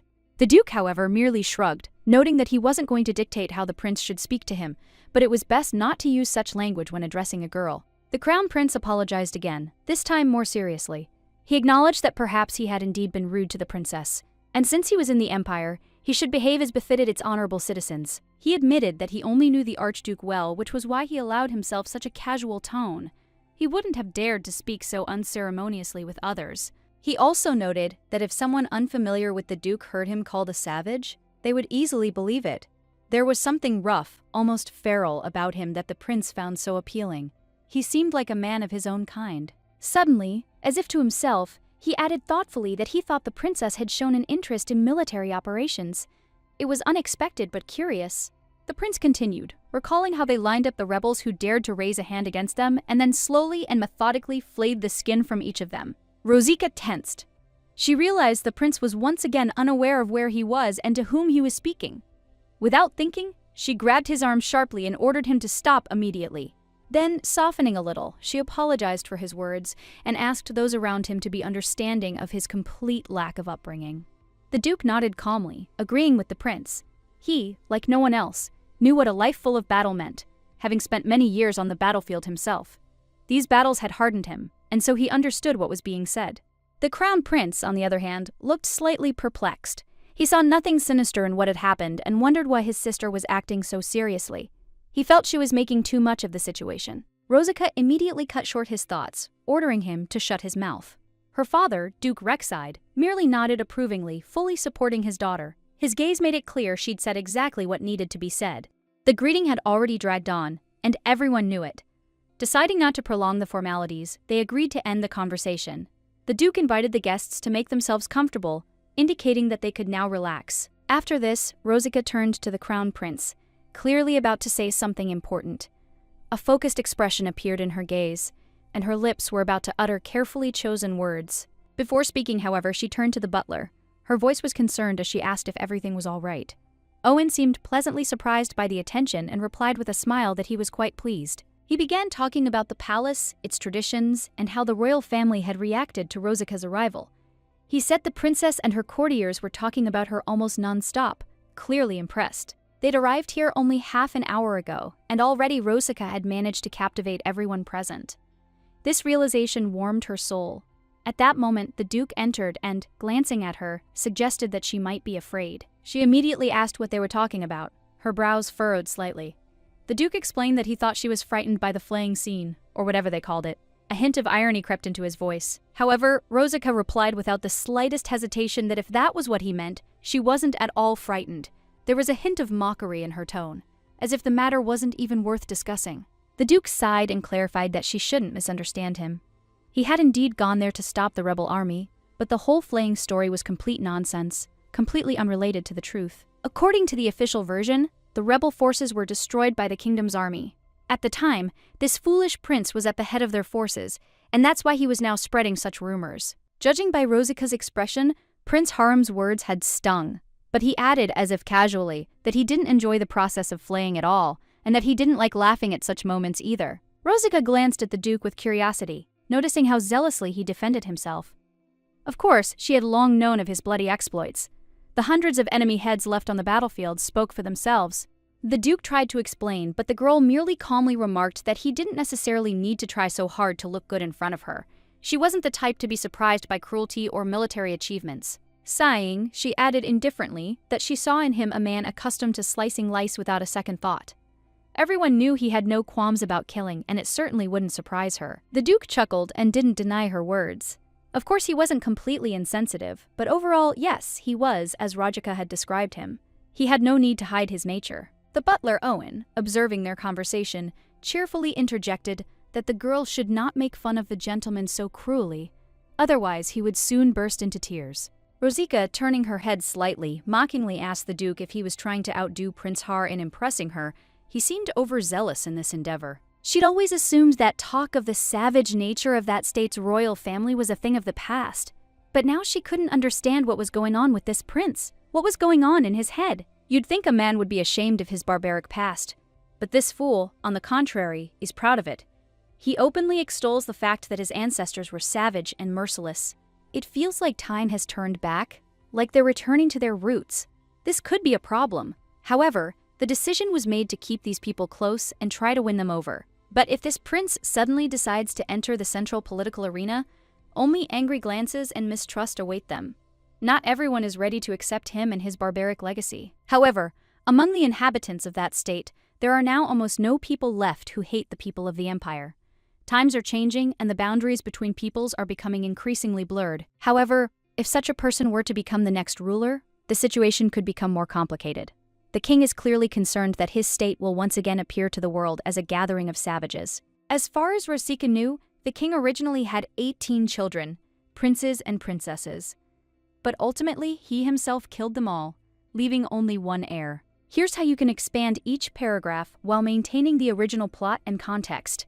The butler, noticing her hesitation, asked if she meant to say that the royal family had other children besides the prince and princess. The Duke, in response, confirmed this without hesitation. King Rowita was known for his strict stance on morality and honor. He forgave no one whose actions could weaken the palace's authority. The royal family's image was of the utmost importance to him. Because of this, he took extreme measures and took the lives of his own children, believing that their savage nature and unstable behavior threatened the family's authority. This decision was dictated by his desire to maintain the prestige of royal power. In this situation, Rosika began to wonder if they should perhaps reconsider their actions and change their approach to solving the problem. This could be the key to successfully overcoming the crisis. The Duke was pleased by her thought and, to some extent, hoped it meant he wouldn't have to utter the same cruel words and phrases he'd spoken to the princess. The relief was evident on his face, but Rosika glanced at him and, not understanding what he meant, said that he would have to intensify his efforts to seduce her. Her words left the Duke perplexed, for she had no intention of backing down. The Duke was stunned by her answer. He quickly noticed she was speaking of strategy, but he couldn't understand how exactly that should affect his actions. He had expected a different approach, but her words left him baffled. She replied that this was precisely why he should be even closer to the princess. After all, her goal was to make him act decisively and be more decisive in his actions. This clearly eluded the Duke. The girl urged him to go immediately and invite the princess for a walk in the garden. But the Duke seemed unprepared. For some reason, he was reluctant to follow her instructions. Rosika, not understanding his resistance, insistently ordered him to move faster. She was puzzled by his refusal, since to her it was an obvious step. She couldn't understand why he was so reluctant to agree. The Duke, sensing the situation was spiraling out of control, asked for at least a minute to calm down. This was his attempt to collect his thoughts before meeting the princess again. But the girl, having already decided everything for him, slammed the door without giving him a second to think. The Duke, sighing, went to carry out her orders. It was at that moment he realized he couldn't stop her determination. As they hid in the bushes, the butler, clearly unsure of their actions, asked again if they really should follow this plan. He wasn't sure it was the right way, but he continued to follow their instructions. The lady replied that the situation reminded her of a small child afraid to enter the water. He stands on the shore, but can't bring himself to take a step. She, however, was ready to move forward, ignoring her fears. Now, despite the danger, they moved forward and Rosika told them to duck to avoid being seen. This was a crucial part of her plan, and she knew their success depended on every small step. The butler, observing them, remarked that they truly looked good together. It was a strange yet obvious observation. They were like two halves of a single whole, despite all the difficulties. Rosika, noticing his gaze, paused and agreed with his words. However, her face expressed something strange. It was confusion, or perhaps mild displeasure, but she didn't reveal it. The Duke asked Rosika to tell him what exactly had changed in her plans. He couldn't figure out what she was planning and didn't know what to do. He tried to figure out the reasoning behind her decision. Rosika explained that they needed Ravita, but without Haroma at the helm. She believed the situation needed to be changed, but she also understood that the plan shouldn't include people who could ruin everything. The Duke was heir to the throne, but Rosika told him that if he made a mistake, his father would immediately turn against him. It turned out not to be as difficult as he thought. He just had to be careful. The Duke inquired about her plans for the future, and Rosika replied that she had an interesting idea, but to implement it, he would need to get closer to the princess, understand her better, and find common ground. While walking with the Duke, the princess noticed him talking as if he was ready to give her something important. This didn't go unnoticed, and she immediately realized it involved a secret and significant gift. The Duke realized the princess had taken his words precisely this way, and he confirmed that he truly wanted to convey something special to her. He was ready to carry out his plan, though his feelings remained mixed. When the girl saw what the Duke was actually about to tell her, she was shocked. She saw a smile on his face that promised nothing good, as if some mystery lurked behind it. It was a national treasure of Ravida, acquired during the previous suppression of the rebels and sent to Archduke Rexid, but the girl couldn't understand why he had decided to return it. The Duke explained that he had no intention of simply returning the treasure, but wanted to give her a gift.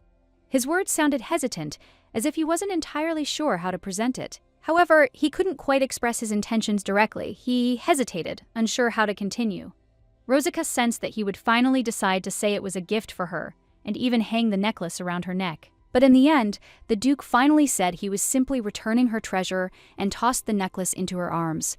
He couldn't hide his uncertainty, and his actions seemed strange and awkward to her. The girl was a little surprised, but grateful. She hadn't expected to receive this treasure again and said her father would be delighted with such a gift. She noted that this event had come as a surprise to her. Rosika and the butlers were very disappointed. The Duke had failed in his plan again. But Rosika hoped that at least he could add a few words, a pre-prepared phrase, to make everything more convincing. The Duke turned to the princess, his face clearly agitated, his voice slightly trembling. He remarked that he wanted to ask her something important. It all seemed strange and awkward. He thought for a moment, and, choosing his words carefully, dared to ask if her father was a thief. The question was quite unusual, and it left the princess surprised and confused. The girl didn't feel the terrible feeling she should have, but she was still slightly stunned. However, she soon smiled, trying to hide her bewilderment and continue the conversation. After asking again, she wondered why he had asked such a strange question. The Duke, a little embarrassed, said it was just his guess, but he couldn't explain it for sure. He was clearly embarrassed, unsure how to explain his question or what he was even hinting at. It was as if his words were simply inappropriate and he himself didn't know what to say. The girl became increasingly confused and, asking clarifying questions, tried to understand what exactly the Duke meant. He, in turn, immediately remembered how he had said this to Rosika before. Previously, it had simply been a training exercise, but now the situation was completely different. The Duke explained that her father simply looked that way, and that it was nothing serious, but he said it hesitantly. Rosika and the butler were completely confused at that moment, unsure how to react to the Duke's strange words. Neither could figure out what to do in this absurd situation. The situation was becoming increasingly confusing. The princess, confused, asked what he meant. His words didn't make sense, and now she was beginning to doubt his sanity. The princess began to wonder if this Duke was mad. She couldn't understand how anyone could say such a thing, and her bewilderment became more and more obvious. He asked if her father was a thief, adding that he looked like one. This accusation was very strange and puzzled the girl, her gaze growing increasingly suspicious. But that wasn't all. The Duke didn't stop there. He recommended the princess drink some water, as if it could somehow improve her condition or ease her doubts about his strange words. He tried calling her a flower, but that seemed to confuse her even more. Then he said that maybe she ate too much and that could be a problem. He seemed out of place in that too. The Duke had never met anyone who ate so much, and he was worried she would have indigestion. He urged her to drink some water, hoping it would somehow help. The girl was furious. He had clearly lost his mind, but suddenly Princess Rosika intervened, offering her own version of events, and this calmed her down somewhat. Princess Rosika remarked that perhaps her mood had been soured by the Duke's strange words during the meal. She was prepared to accept the explanation that everything had happened because of him. The princess said that despite everything, she had indeed eaten a lot and therefore wasn't offended by the Duke's words. She tried to understand his motives and took it with humor. Rosika tried to justify the Duke, claiming he hadn't meant to offend her but was simply clumsily trying to be considerate. Hearing this, the princess felt relieved and calmed down. The princess thanked Rosika for her understanding and support. She felt that Rosika wasn't simply trying to justify the Duke, but truly understood his intentions and helped her to calm her worries. The princess noticed that Rosika had a truly excellent stance and praised her for it. Rosika, in turn, thanked her and asked her to show her how to shoot a bow properly. The girl happily agreed, immediately picking up the bow and demonstrating her skills.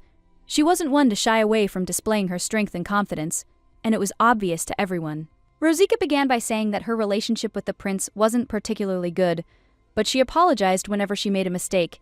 This was her way of showing her sincerity and willingness to make amends. The princess asked if Rosika meant Hiroma and clarified that their relationship wasn't that bad. The prince was simply too rude to treat her like royalty. Rosika expressed a desire to apologize for what happened, explaining that she and the Duke don't have the best relationship. She said she couldn't have acted differently as it wasn't her decision. They often disagreed, and this situation was no exception.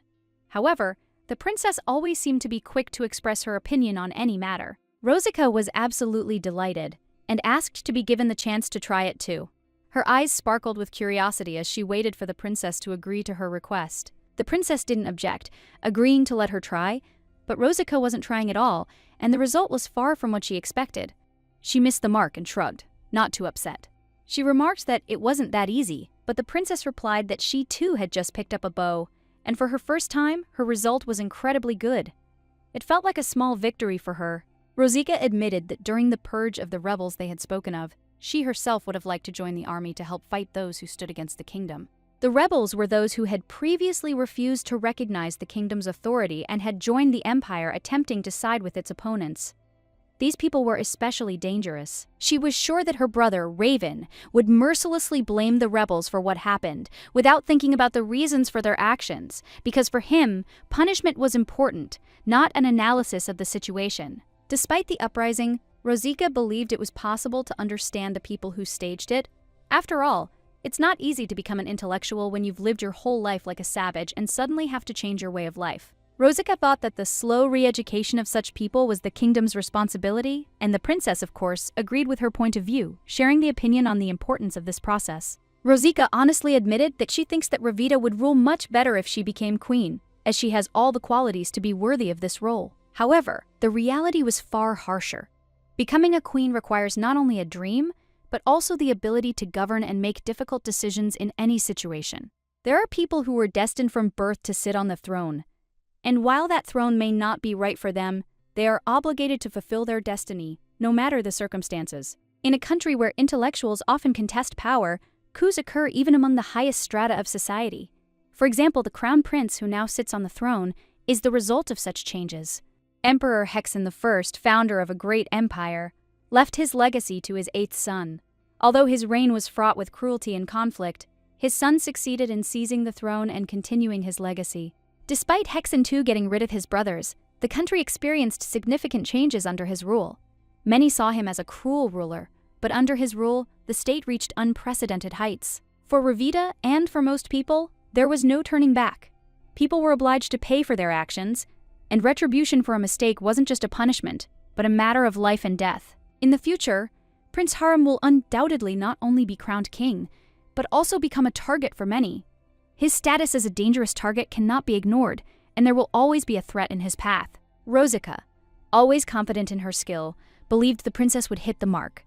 She knew she always hit the mark, no matter how difficult. As the girl watched in amazement, her emotions couldn't contain themselves. Without warning, she fired sharply, aiming with incredible precision. The kingdom needed a decisive and wise leader, capable of leading its people to prosperity.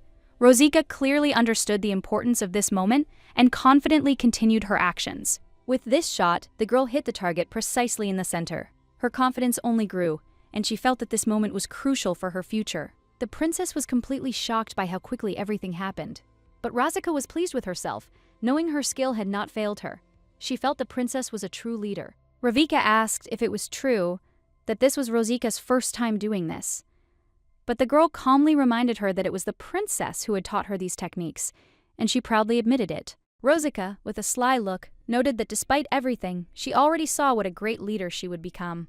She knew the princess's future was just beginning. Rosica realized that it was not in vain that she followed the chairman everywhere in her past life. She told the princess that it was a lot of fun, and the princess also remarked that she would think carefully about what Rosica had said today. Princess Revita is second in line to the throne. She deeply loved her homeland. It was clear that she was ready to take responsibility for it, and there was only one problem. She had no thirst for power, but this was fixable. Rosica is a professional at motivating people, and now all that's left is to ensure that while the royal family is still in their palace, a situation occurs that would cause the prince to lose his father's support. Rexid needed a strong, high-quality ally to strengthen his position and gain recognition in the imperial palace. This was a key step in his plans, and allies were more important than ever. He didn't want Ravit, who was subservient to a cruel prince. Rosica, knowing he had no use for such allies, decided it was best to start with a provocation to bring everything to light. A stroll through the corridors led her to a maid standing there, bursting into tears. Rosica was perplexed, unable to understand what could have happened to provoke such a reaction. The maid looked confused, and Rosica couldn't figure out what had happened. Many thoughts raced through her head, but she couldn't find an answer, looking at her exhausted face. And at that moment, Rosika heard the prince's sharp, angry cry, screaming that the girl had completely lost her mind. The cry was filled with rage, and her attention immediately shifted to the situation. He didn't mince words, and upon seeing Rosika, he became even more frightened. His reaction was so unexpected that Rosika felt the tension in the air immediately become palpable. Rosika, without losing her composure, approached the maid and asked what had happened. She couldn't understand what had made the girl cry and look so agitated. The maids always taught her how to behave around nobles, especially princes, and she probably decided there was no need to go into further explanations. But her silence only made the situation worse. Perhaps she thought that explaining would only complicate matters and further confuse the situation. The maid tried to hide her concerns, but Rosika noticed her hesitation. Eventually, the maid replied that nothing had happened. Rosika, dissatisfied with this answer, declared that she needed to speak with the prince alone and that the maid could go. The maid was so stunned that she asked her mistress if she was mistaken. She hadn't expected Rosika to be so determined to speak with the prince. Rosika, looking at her closely, asked if any of their servants had indeed behaved inappropriately, breaking tact with His Highness. This worried her. The prince, containing his anger, noted that despite the maid's mistakes, she had fulfilled her duties, and he forgave her. His words were clear and confident, which immediately relieved some of the tension. Rosika also apologized and added that she would train the maids herself in the future, but for now the maid could go. She would decide for herself what to do about this situation without interfering in other people's affairs. All this happened because the lady had come here with the intention of speaking with the prince alone, not wishing to involve anyone else in their conversation. Her decision was absolutely clear. The maid, not knowing what to do, tried to persuade Rosika to give up her plan, but Rosika was firm in her decision and suggested that she go with her if she was so worried. Rosika smiled, realizing that this servant was far more intelligent and loyal than she had expected. This behavior made her regard her with new respect. The lady asked the girl's name, and she replied with a smile that her name was Layla. This name apparently didn't surprise the lady, who listened attentively. Layla, turning to the lady, suggested that if she wished to speak with His Highness, it would be better to postpone the conversation until the moment when the Duke was nearby, as this would be more appropriate. The lady nodded, agreeing with Layla's assessment. She noted that if nothing significant had truly happened in this room, there was nothing to worry about, and they could continue. She suggested Layla go inside without any fear, since if everything was calm, they could go in and continue the conversation.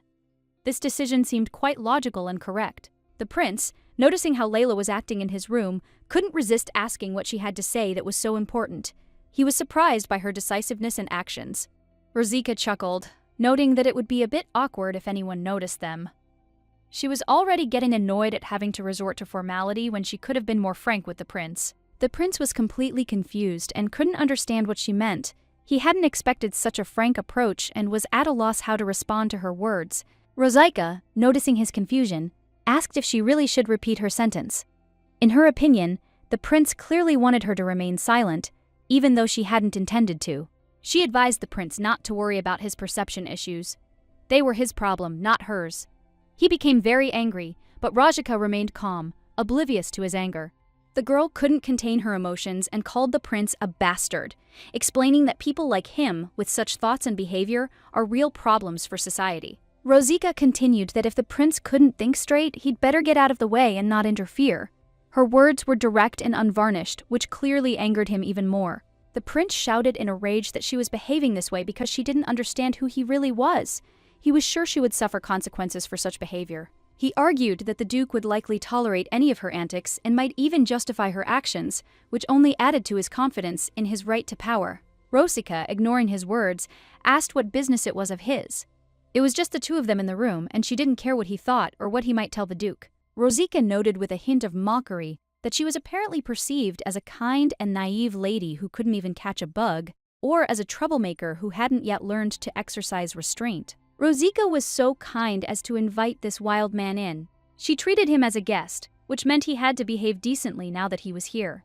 Only with such behavior will he be shown respect and perceived differently. She patted his face without hesitation, asking if this man understood who he was and that he should act accordingly. This made him even more angry, and he raised his hand, preparing to hit her, unable to contain his anger. However, the next moment she opened her eyes and saw the Duke in front of her, who coldly asked the prince if he wished to end his life right there. Rosika considered this. She wished he'd hit her at least once, because that could have been a much more beneficial outcome. The Duke, having tolerated all his absurd speeches from the very beginning, said that the prince had now crossed all the boundaries of what was permissible and, apparently, decided to test how much he could tolerate everything. The prince, unable to bear it, began to shout that he had only seen her swinging at him, while all this was simply a harmless gesture, like a slap in the face. He, as the future King Ravida, was offended that this girl dared to hit him despite his status, because he was the heir to the throne. Rosika replied that if anyone heard about it, they would think that he stood quietly and did nothing, and that she simply slapped him. He replied that he simply found her funny, calling her a little fox, and did not understand why she was behaving this way now and not the way she had before. Rosika tried to explain to the Duke why she did this, but he did not listen to her explanation, claiming that she could have hit him because of her mood or for some other reason. The girl was completely shocked by the Duke's words, not expecting that he would take her actions so calmly and even justify them.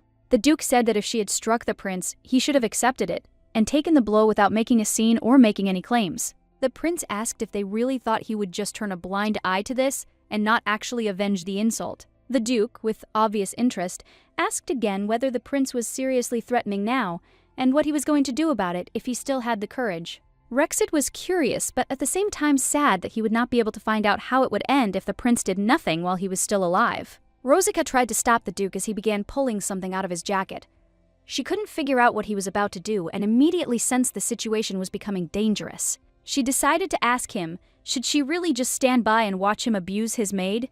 She didn't like the Duke's words, and she wasn't going to remain silent. Rosika responded by saying she didn't feel she had crossed a line by expressing her dissatisfaction. She was confident she had done the right thing by intervening and didn't regret it. The prince, smiling, said that in his opinion she was still too young to understand what was happening. That's what girls are for, he said, especially for soldiers like her and his highness. The Duke, hearing these words, angrily ordered the prince to shut his mouth. He was irritated that the prince was so frank in expressing his point of view without regard for how it appeared to others. The prince seemed oblivious to the threat and continued speaking. He even told her how many girls he'd sent to the prince's hut when they were fighting the rebels. These words left Rosika with no choice. He added mockingly that he didn't believe the Duke was so petty as to spare one useless girl for the sake of a comrade. These words pierced Rosika's soul like a knife. She hadn't expected such cruelty. The Duke, unable to restrain himself, grabbed the prince and struck him in the face. He was ready to teach him a lesson, knowing he couldn't let such behavior go without consequences. The prince fell, but the Duke showed no mercy. The prince found himself on the ground, his face badly injured. The Duke, looking at him, asked if he understood why he was being punished.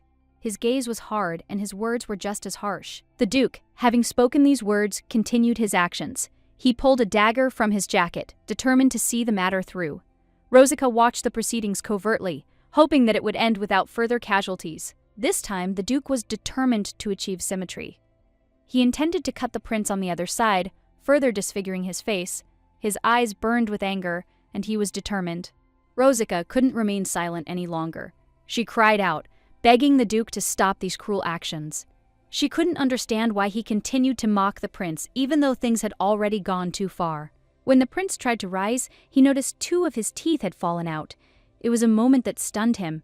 He hadn't expected the fight to lead to such consequences, and he was shocked by what happened. The prince was in complete shock. He hadn't expected the injuries to be so severe. He stood there, unsure how to react, wondering how he could get out of the situation with such injuries. The Duke, noting the situation, chuckled and noted that the prince had spoken in front of the girl about how they had flayed the rebels.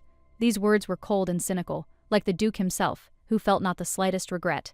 He realized he had to use his mind, and after recalling everything, he gave a clear answer.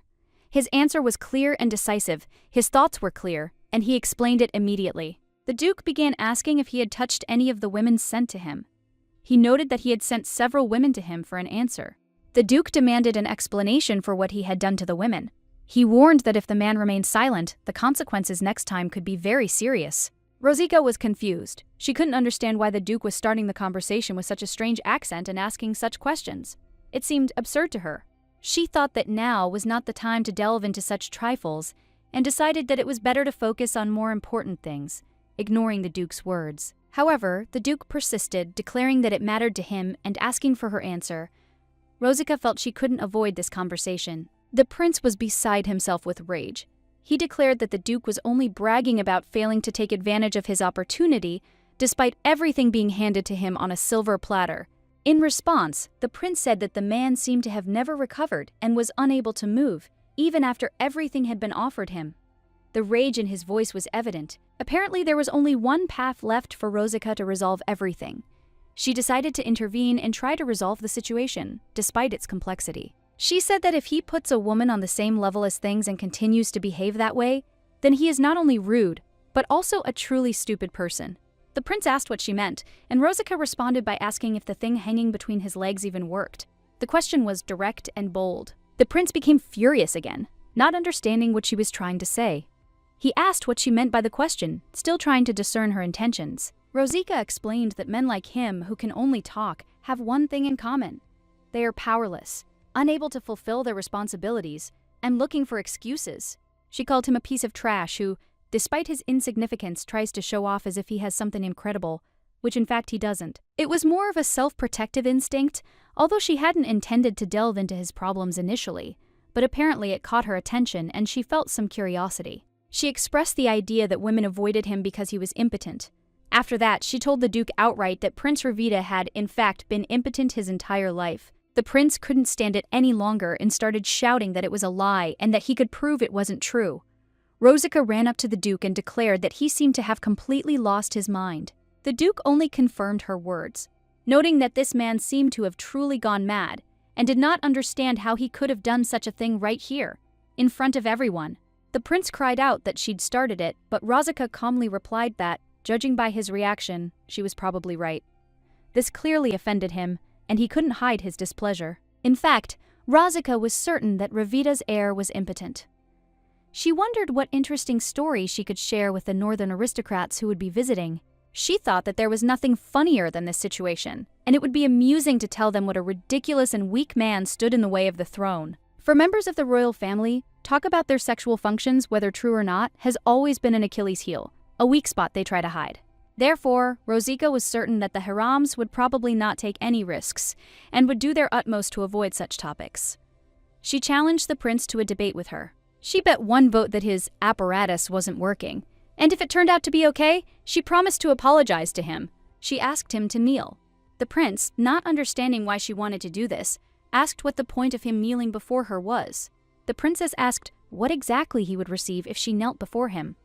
Her question was less a challenge than an attempt to understand his motives. But the girl corrected him, declaring that it was not she, but the Duke himself who would have to kneel before him. The princess was prepared to consider this his obligation. If that wasn't enough, she suggested another idea. Let him grant her a title. She could become Duke of the Drax Empire, gaining power and influence. Rosica was sure he would react now, and perhaps even get angry. She expected to see his patience and pride tested. However, the Duke, surprising her, calmly agreed. He said that he agreed with the proposal and that they would do exactly as she suggested. The prince, noticing how the situation was developing, approached and asked if Rosica was truly confident in her decision. He doubted her firmness. Rosica, without hesitation, replied that she was completely certain. Everything would be verified in 2 days, when the aristocrats arrived to bear witness to her words. The prince noted that she might be planning to dispatch the assassin within the next 2 days. He wondered what he would do if she later changed her mind. The girl, with a slight smile, noted that everyone around him was just like him and took off her ring. She asked if he knew what it was, hinting at its significance. She asked him not to act hastily, but he slipped the ring on his finger without hesitation. It was his decision, and he had no intention of backing down.